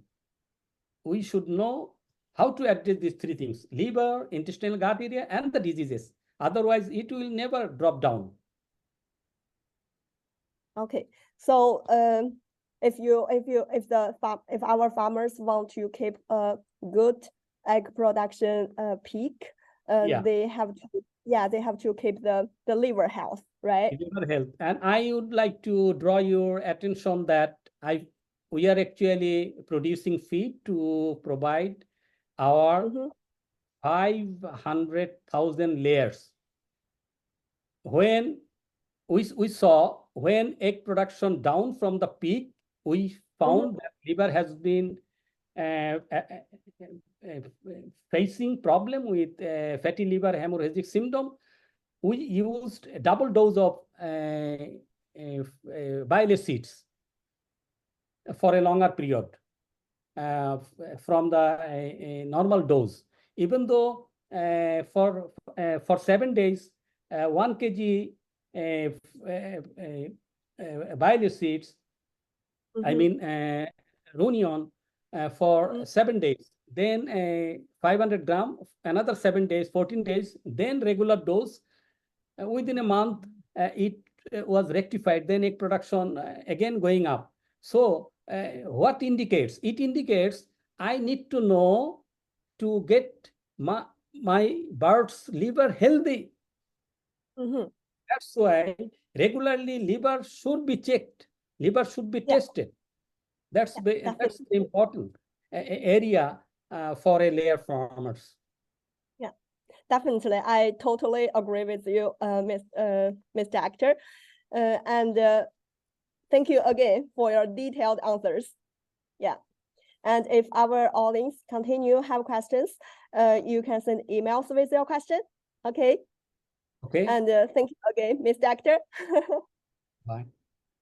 Thank you. Thank you again. Next, welcome our third guest today from China, Miss Wu Lei. What she's going to share with us today is factors influencing the quality of eggs and nutritional improvement. Now it's your time, Miss Wu. Well, actually, I think you'll need to end your, yeah. Thank you. Hi, everyone. Is my voice clear? Yeah, your voice is very clear. You can start now. Good afternoon, everyone. This is my pleasure to have a talk here. And my topic will about the factors influencing the laying performance and egg quality. Let me move this a little upper.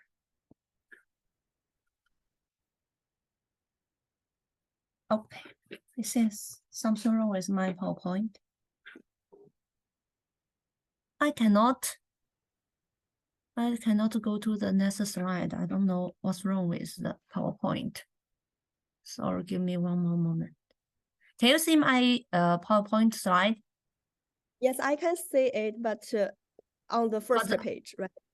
Yeah, but I don't know why it's not moving to the next slide. It seems something wrong. 用鼠标点一下那个屏幕，然后再摁下一页是。Okay, got it. Thank you. Thank you very much. I just stop here.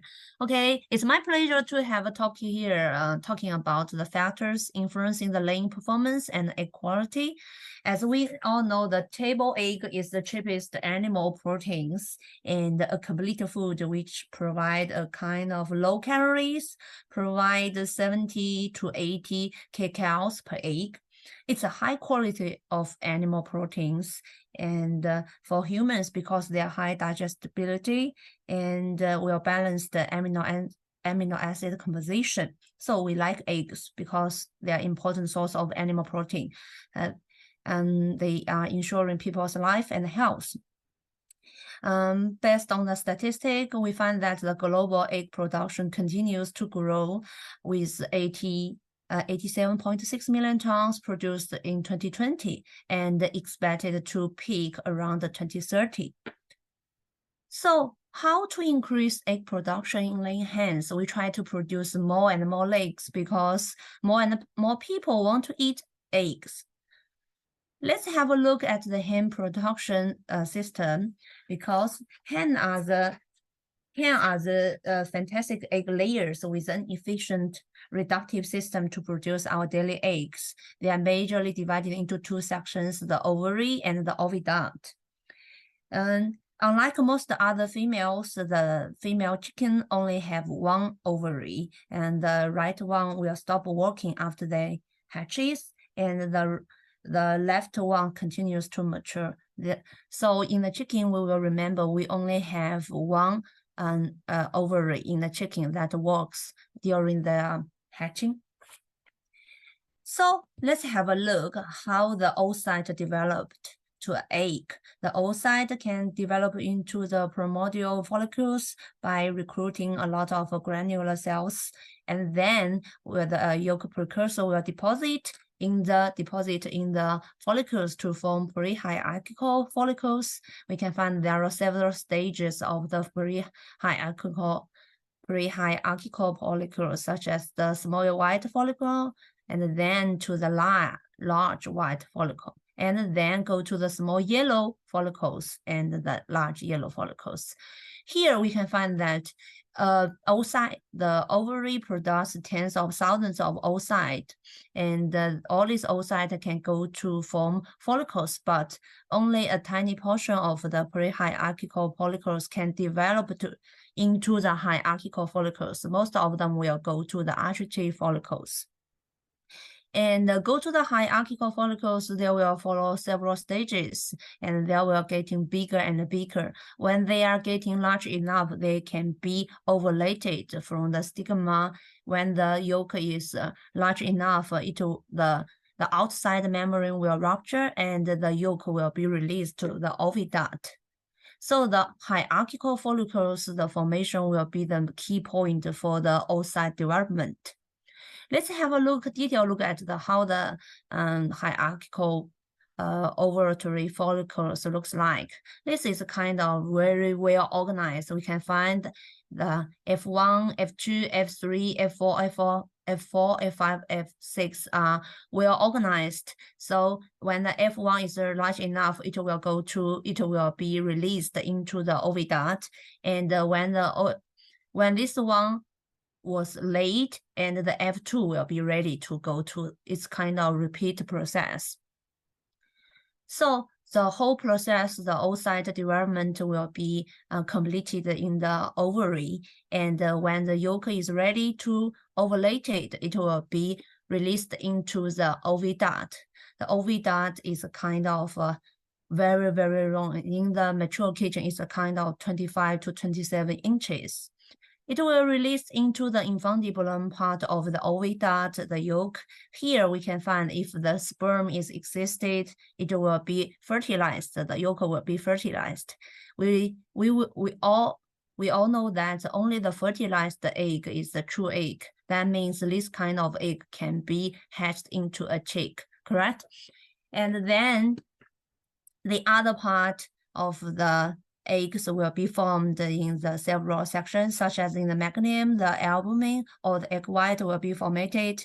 It takes around 2 to 3 hours. And in the isthmus, the shell membranes will be formatted. It takes another 2 to 3 hours. And the last part of the eggs, such as the eggshells, will be formulated in the uterus. As we all know, there are a lot of shell glands in the uterus.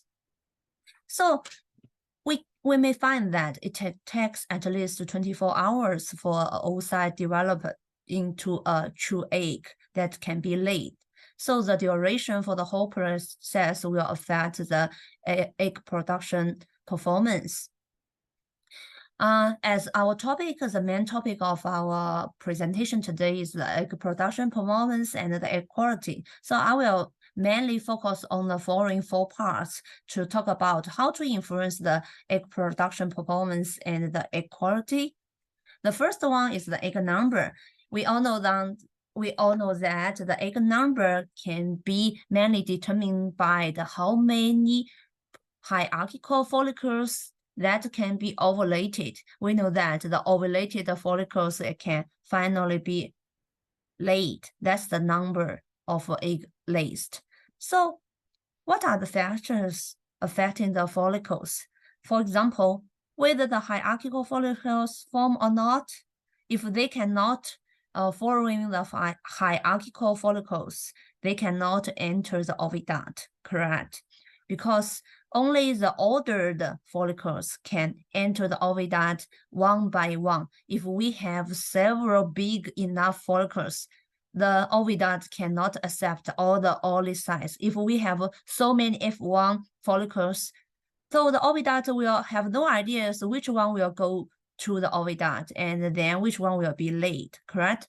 The second one will be whether do we have enough hormones secreted to initiate the ovulation, because this kind of ovulation needs the hormones to initiate. So if we do not have the enough hormone, this kind of follicles cannot go into the infundibulum.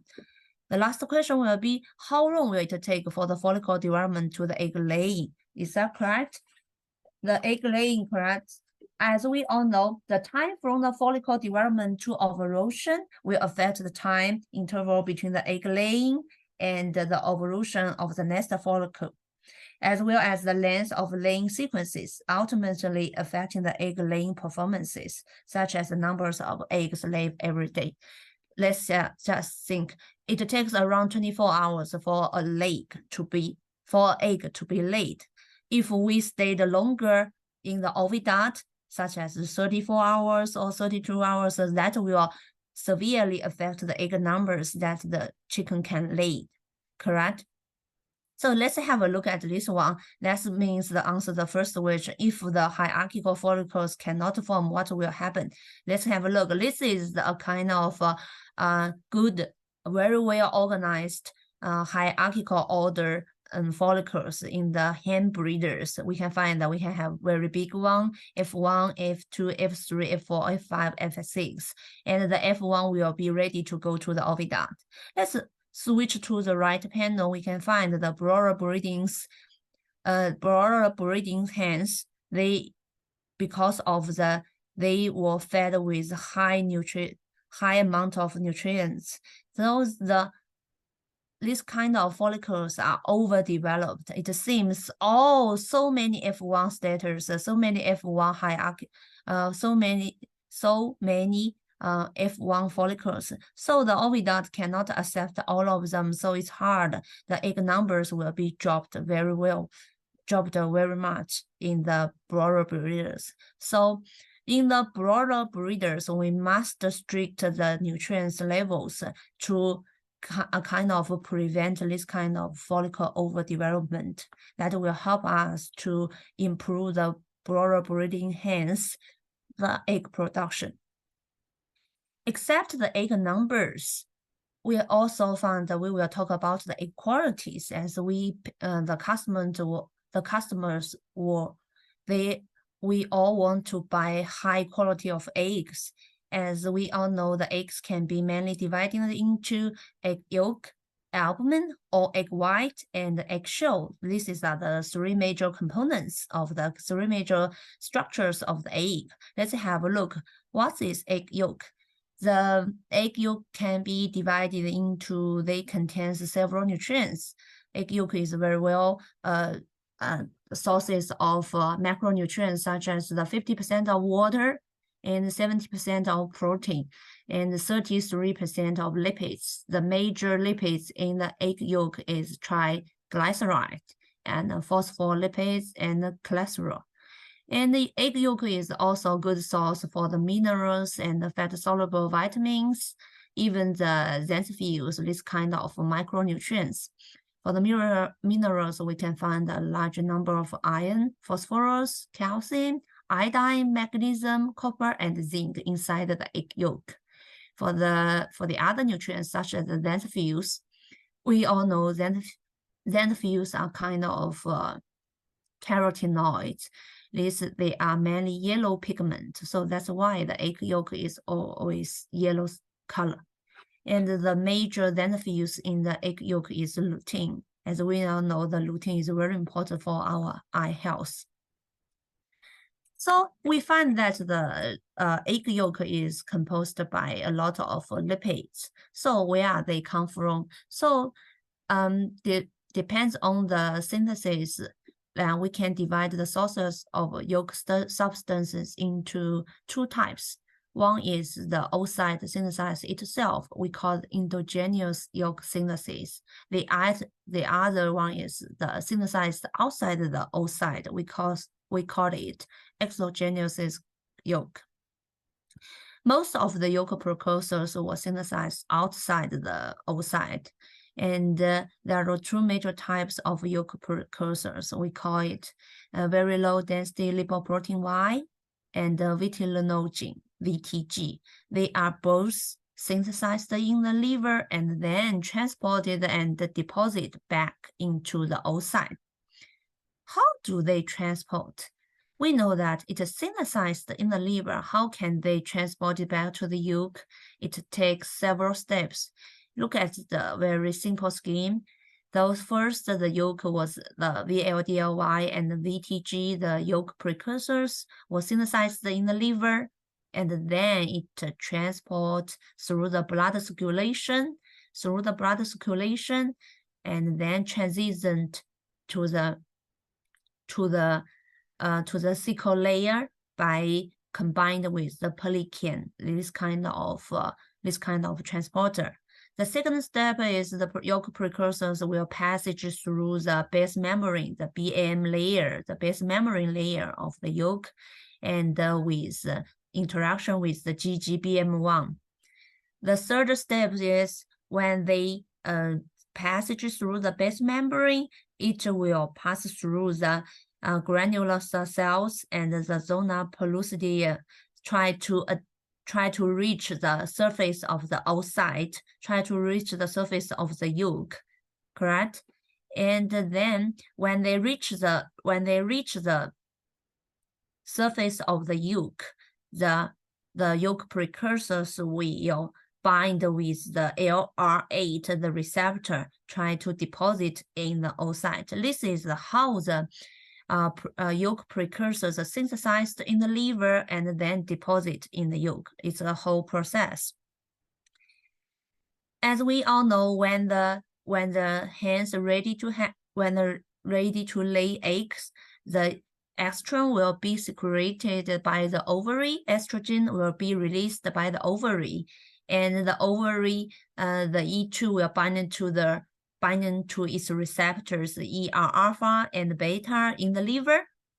Here, with this kind of binding, the hormone binding to its receptors, it will stimulate the production of a very high energy efficient lipoprotein. We call it very low density lipoprotein Y. And this kind of very low density lipoprotein Y will combine with ApoB and then to form. And then this kind of combination will be resistant to the lipoprotein lipase. So it will not be deposited back to the other tissues, the peripheral tissues such as adipose tissue or even in the other muscles. It will go directly to the oocyte and try to deposit to the VLDO. The VLDOI will be deposited back to the follicles. It's a kind of liver ovary axis. This helps the yolk precursors synthesized in the liver and deposit in the oocyte. The oocyte will have some hormone secretion to promote this kind of so-called try to have as much as lipid can deposit, or as much as yolk precursors can deposit in the oocyte to promote the oocyte development. Then we will have more legs. So if this kind of so-called was disrupted, just let's say if this assembling has some problem, the ApoVLDL cannot form with ApoB. So if this kind of assembling or transportation made some problems, the extra amount of lipid will be deposited in the liver or in the abdominal fat. This will cause kind of fatty liver disease.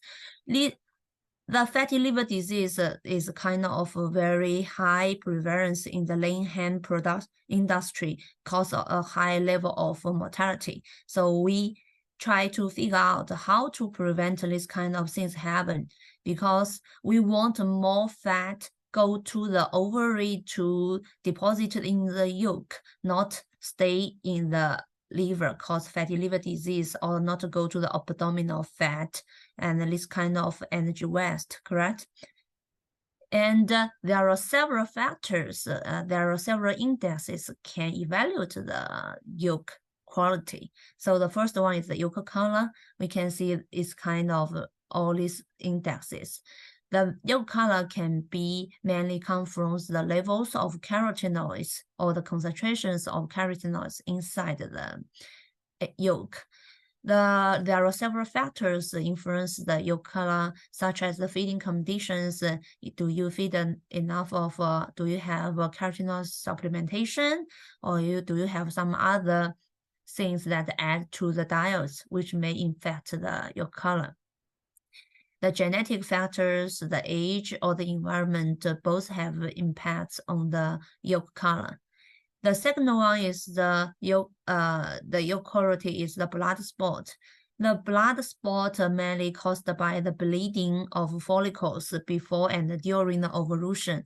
This will cause a blood spot, just like something like this. This will also affect the egg yolk quality.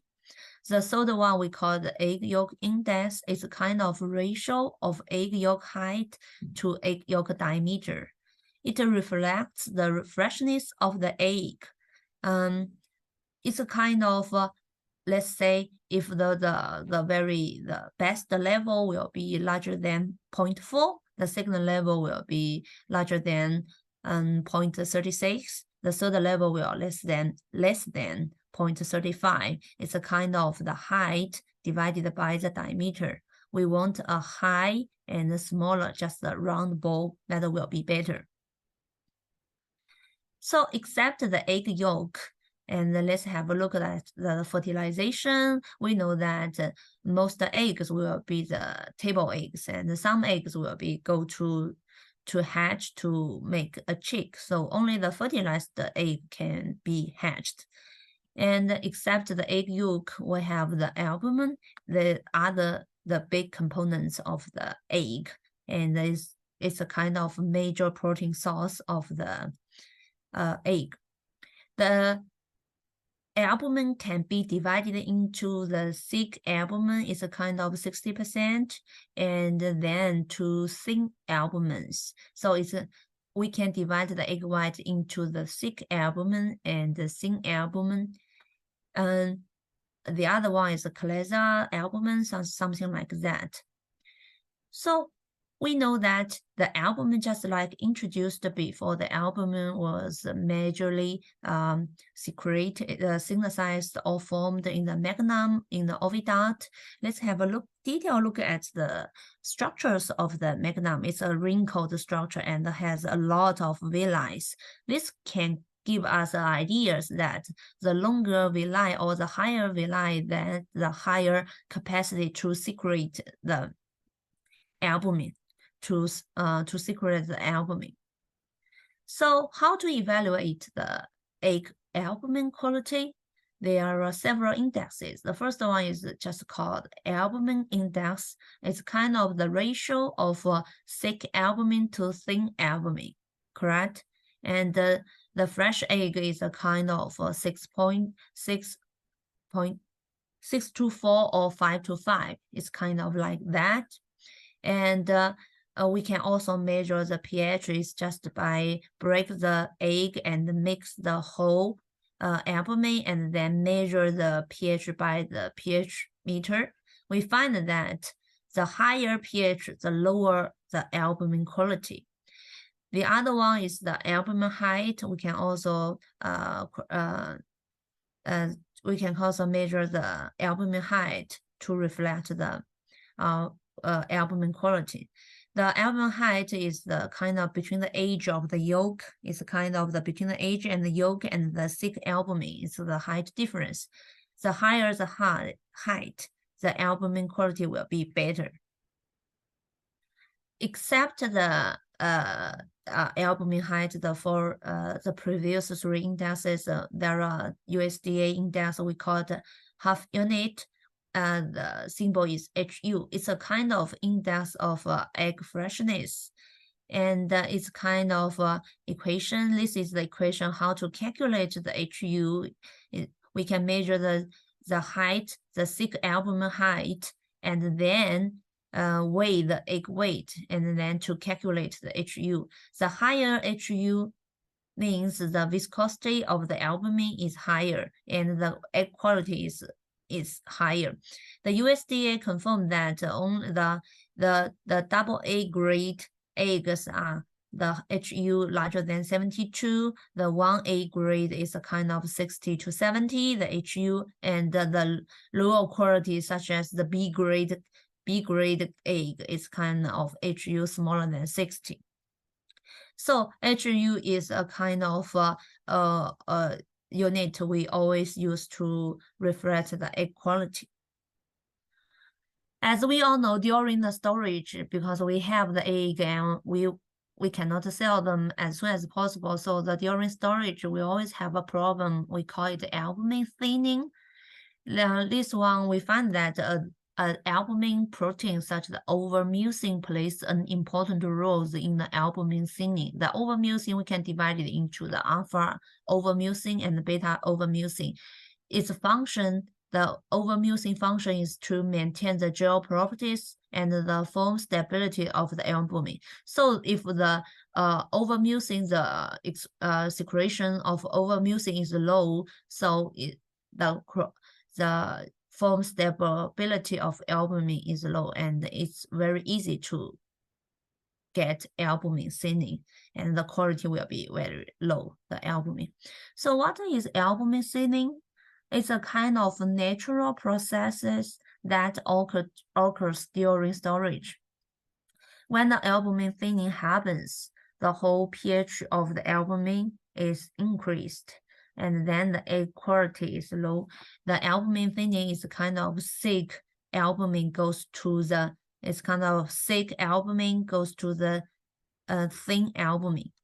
There are several causes that can contribute to albumin thinning, such as the heat stress that always happen in the southern part of China or the India, and virus infections such as the H1N1 infection, and the feeding conditions, the less of nutrients, and the environmental problems.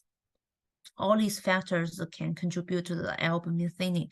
So albumin thinning is a kind of a obstacle that we always met during the storage of the eggs. We try to prevent albumin thinning. We try to store our eggs as long as possible. It will give us more time to sell our eggs, correct? So except the egg yolk, we have introduced the factors affecting the egg numbers, the follicle development, and affecting the egg yolk, affecting the albumin secretion. The last part is the outside of the egg that we call it eggshell. So let's have a detailed look at the eggshell. The eggshell is let's have a look at it. It can be divided into 4 layers. That's the inner shell membrane, outer shell membrane, the shell, the cortical part, and this the whole shell will be the shell membrane, and the shell and even the cortical part will be formed in the uterus because we have shell gland inside. The major component is the calcium carbonate, and let's have the look at the microstructure of the shell. This is the membrane, and the true shell part can be divided to the palisades and the mammalia. So the palisades, the length or the height of the palisades determines the strengthness of the eggshell. The higher, the stronger. So we want the palisades as high as enough because it will provide the strengthness. The eggshell quality, the eggshell defect rate is a kind of a big problem or big challenges that we met during the total egg production. The eggshell defect rate can be up to 11% of the total egg production. And we have so many problems, such as the pale-shelled legs.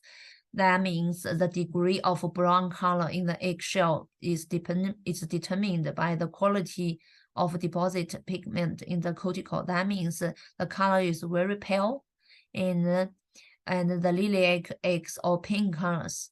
The egg appears to be pink to the association between the cortical and the extra calcium layer. And we also have problems with eggshell defects such as the dirty eggs. That means the eggshell is stained by the feces. And we have blood-stained eggs, usually from the police in early lay. Eggs are contaminated by the smears of blood from a prolapsed colic. So this kind of the younger hens. And we also have problems with the shell-less eggs laid without a shell layer, and the soft-shelled eggs and the crackers. All these we have tons of problems with the eggshell defects. In the entire egg production chain of collection, packaging, grading, transportation, selling, the eggshell defect rate can be up to 20%. If we have the eggshell defect rate up to 20%, that will cause a huge economical loss. And we try to figure out how to solve this problem. Let's have a look how to evaluate the eggshell quality.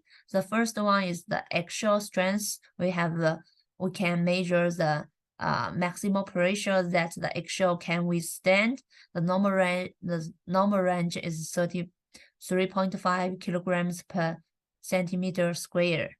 And the second one is the eggshell thickness. This is trying to measure the average eggshell thickness of the 3 parts of the equatorial line of an egg. The normal range is a kind of 0.3 to 0.4 millimeters. So a tiny changes in the eggshell thickness will cause a huge change in the strengthness. So we want the thickness as thick as enough that will help us to help the eggs to prevent to be broken, correct?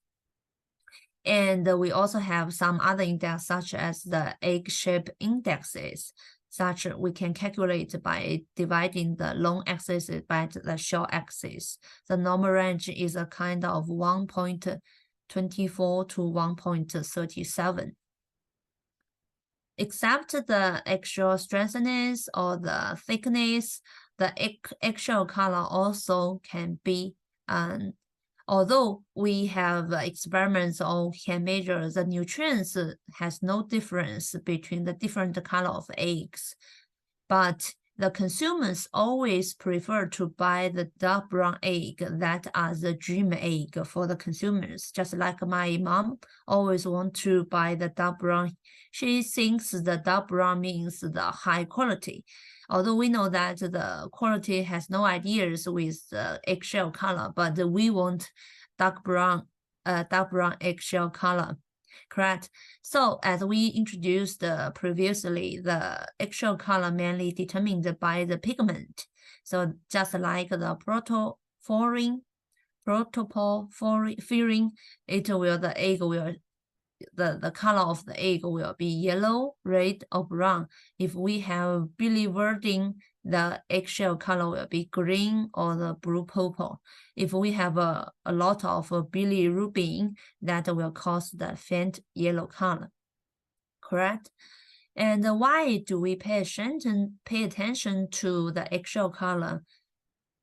Because for the industries, it's easier for them to do the quality grading and then try to sell their eggs. And they can also use eggshell as an indicator for breeding influencing factors, help them to select the best pair of breedings. And for the consumers, it's easier and it's convenient for the consumers to choose the satisfactory eggs.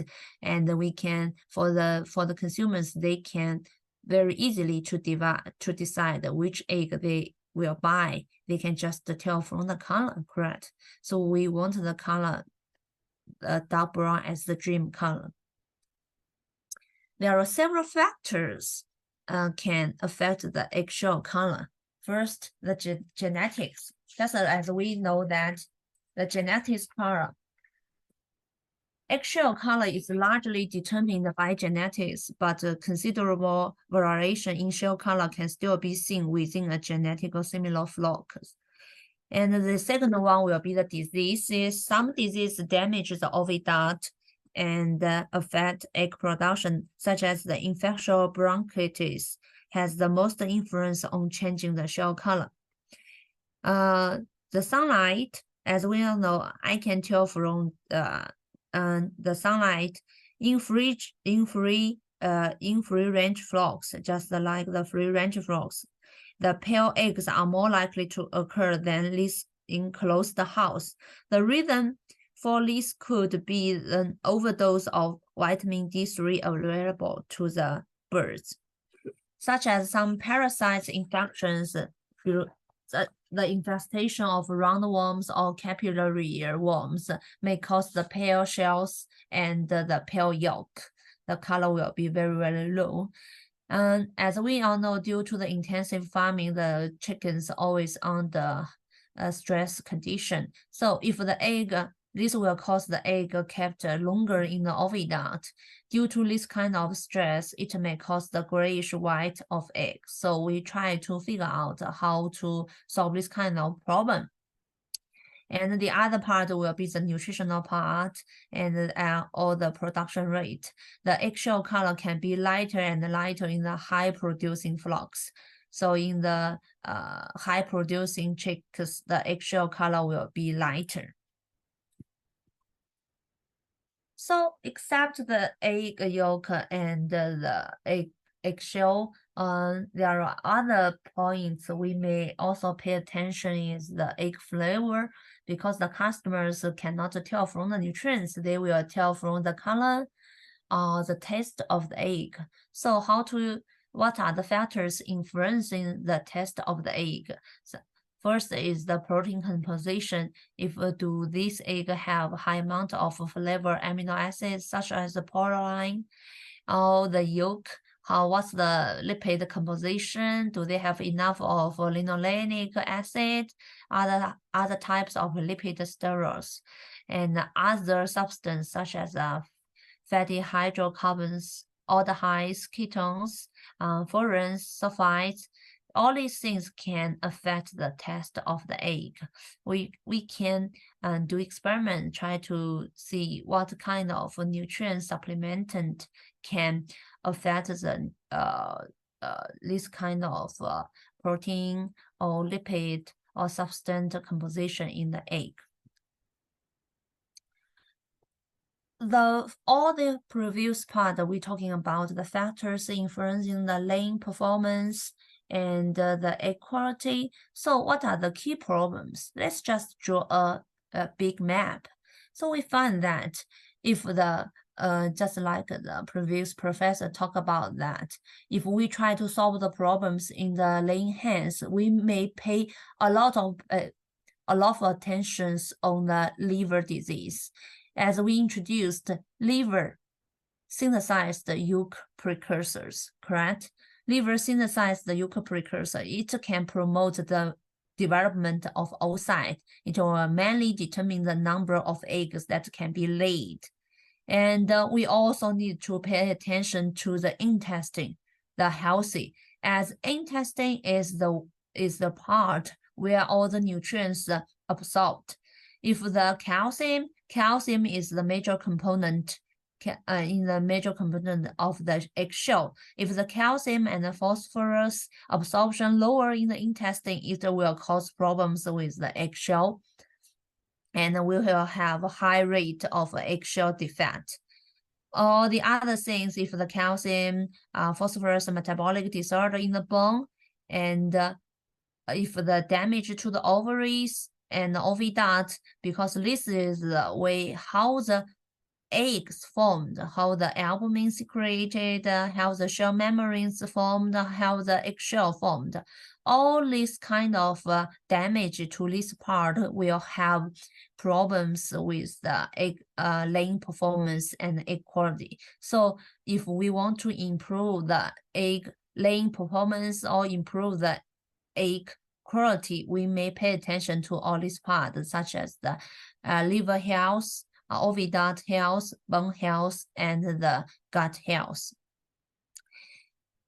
As we, our lab mainly focusing, try to figure out the inflammation, the uterus inflammation and the salpingitis.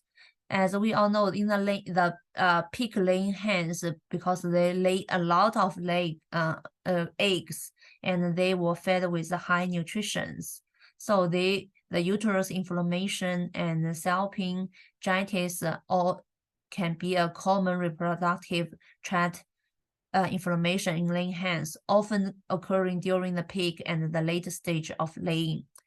And it may be caused by the poor breeding environment, improper dietary, such as a high fat diet, and extensive feeding management can all lead to this kind of uterus inflammation and salpingitis in laying hens.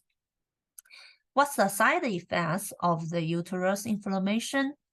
And we can find it will make the hens difficult to reach the peak stage of laying, and then it will shorten the laying period. All this will cause the egg numbers, the laying performance getting lower, and this will decrease the egg production rate. And what's more, the egg quality, such as the eggshell defect, because the reproductive tract, except the oocyte development, they form the albumin and they form the eggshell. So the egg quality will be getting lower and lower if the uterus inflammation happens.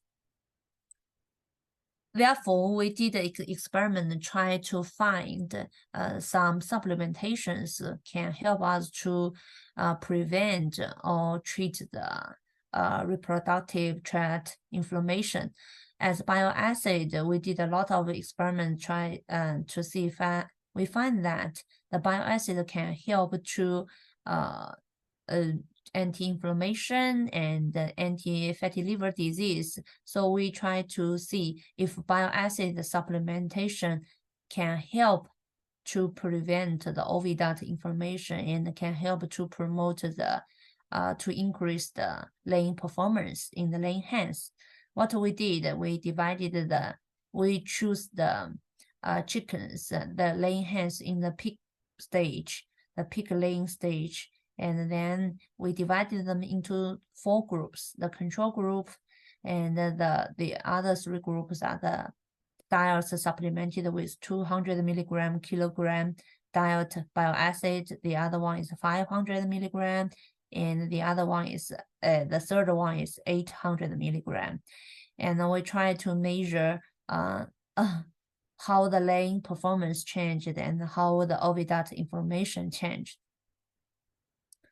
What we found is that we treated the chicks for 4 weeks. So for the first 2 weeks, the laying rate was significantly increased in the 500 milligram group and the 800 milligram group. And for the 3rd week and the 4th week, the laying rate was highly increased in the 3 groups. That means the bile acid supplementation will increase the laying rate compared to the control group. And we also find the feed to egg ratio was decreased. That means the chicken eat less and produce more eggs. Let's have a look at the oocyte of the follicle development. This is the left panel is the control group, and this one is the bile acid group. We found that the bile acid can significantly improve the hierarchical order. We can find the F1, F2, F3, F4, F5, F6, and this seems similar, something like that. The bile acid can significantly improve the hierarchical order of the follicles. Let's have a look at the egg quality. The bile acid supplementation, especially in the high group, significantly upregulate the egg weight. Except this, the egg yolk weight, such as the egg yolk weight, was significantly increased after bile acid supplementation.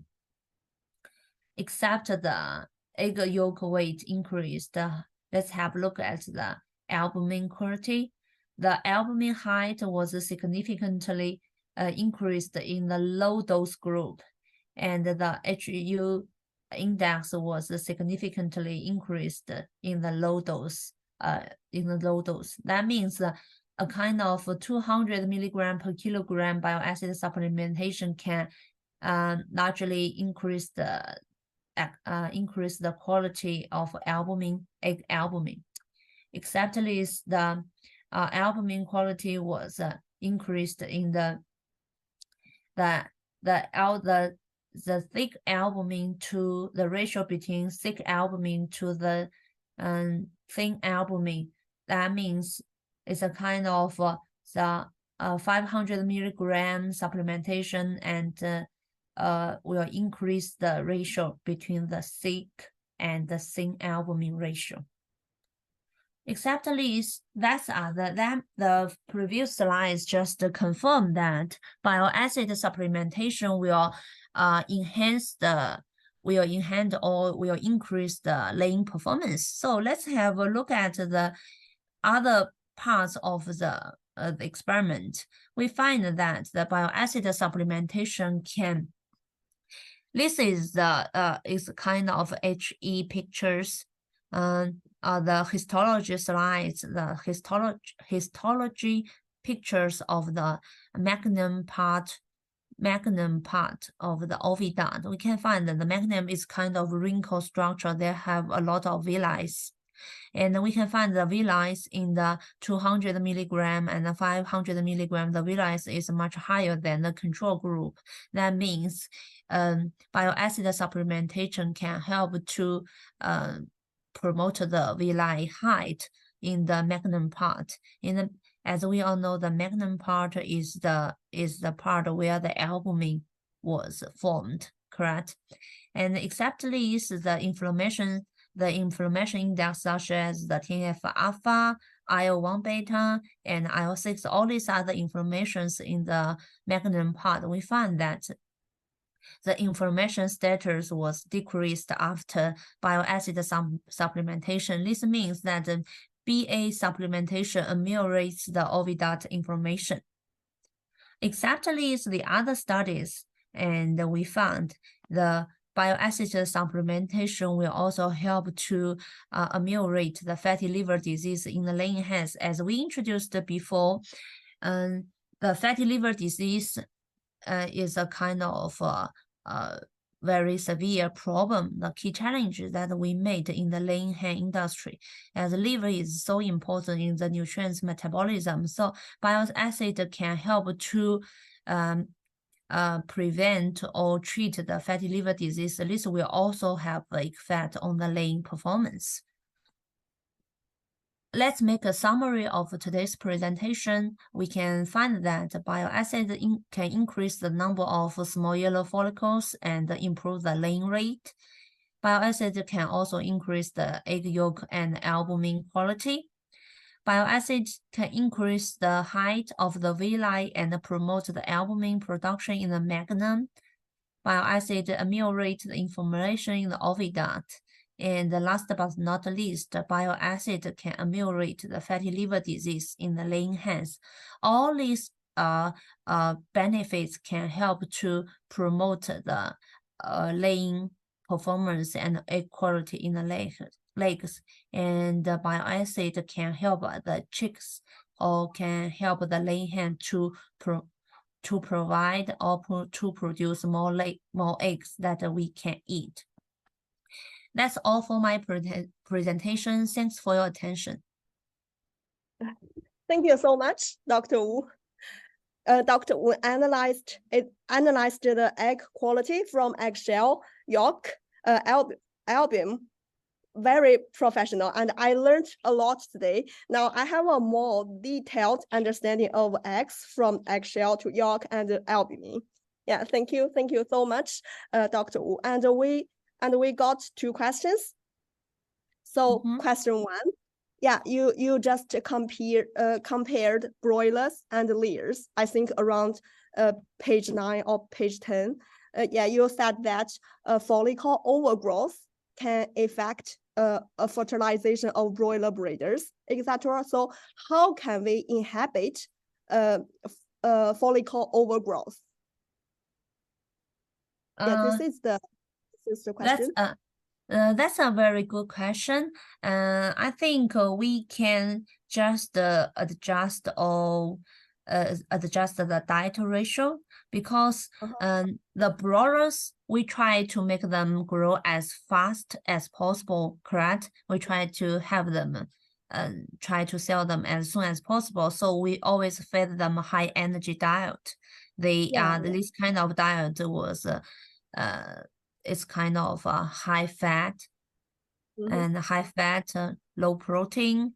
This kind of diet will cause a kind of problem. As we know, the fat, when we absorbed and then they get deposited in the oocyte, the precursors come from the liver, correct? The lipid come from the liver, and all these fat will deposit, go to the oocyte. So the overgrowth of the follicles.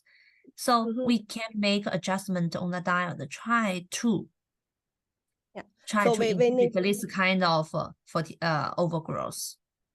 Okay, so try to adjust the feed nutrition, right? Yes, such the as feed nutrition, yeah. level and the protein level, such as like that. Yes. Okay, thank you, Dr. Wu. And the second question we got is, you just talked about blood spot of eggs, right?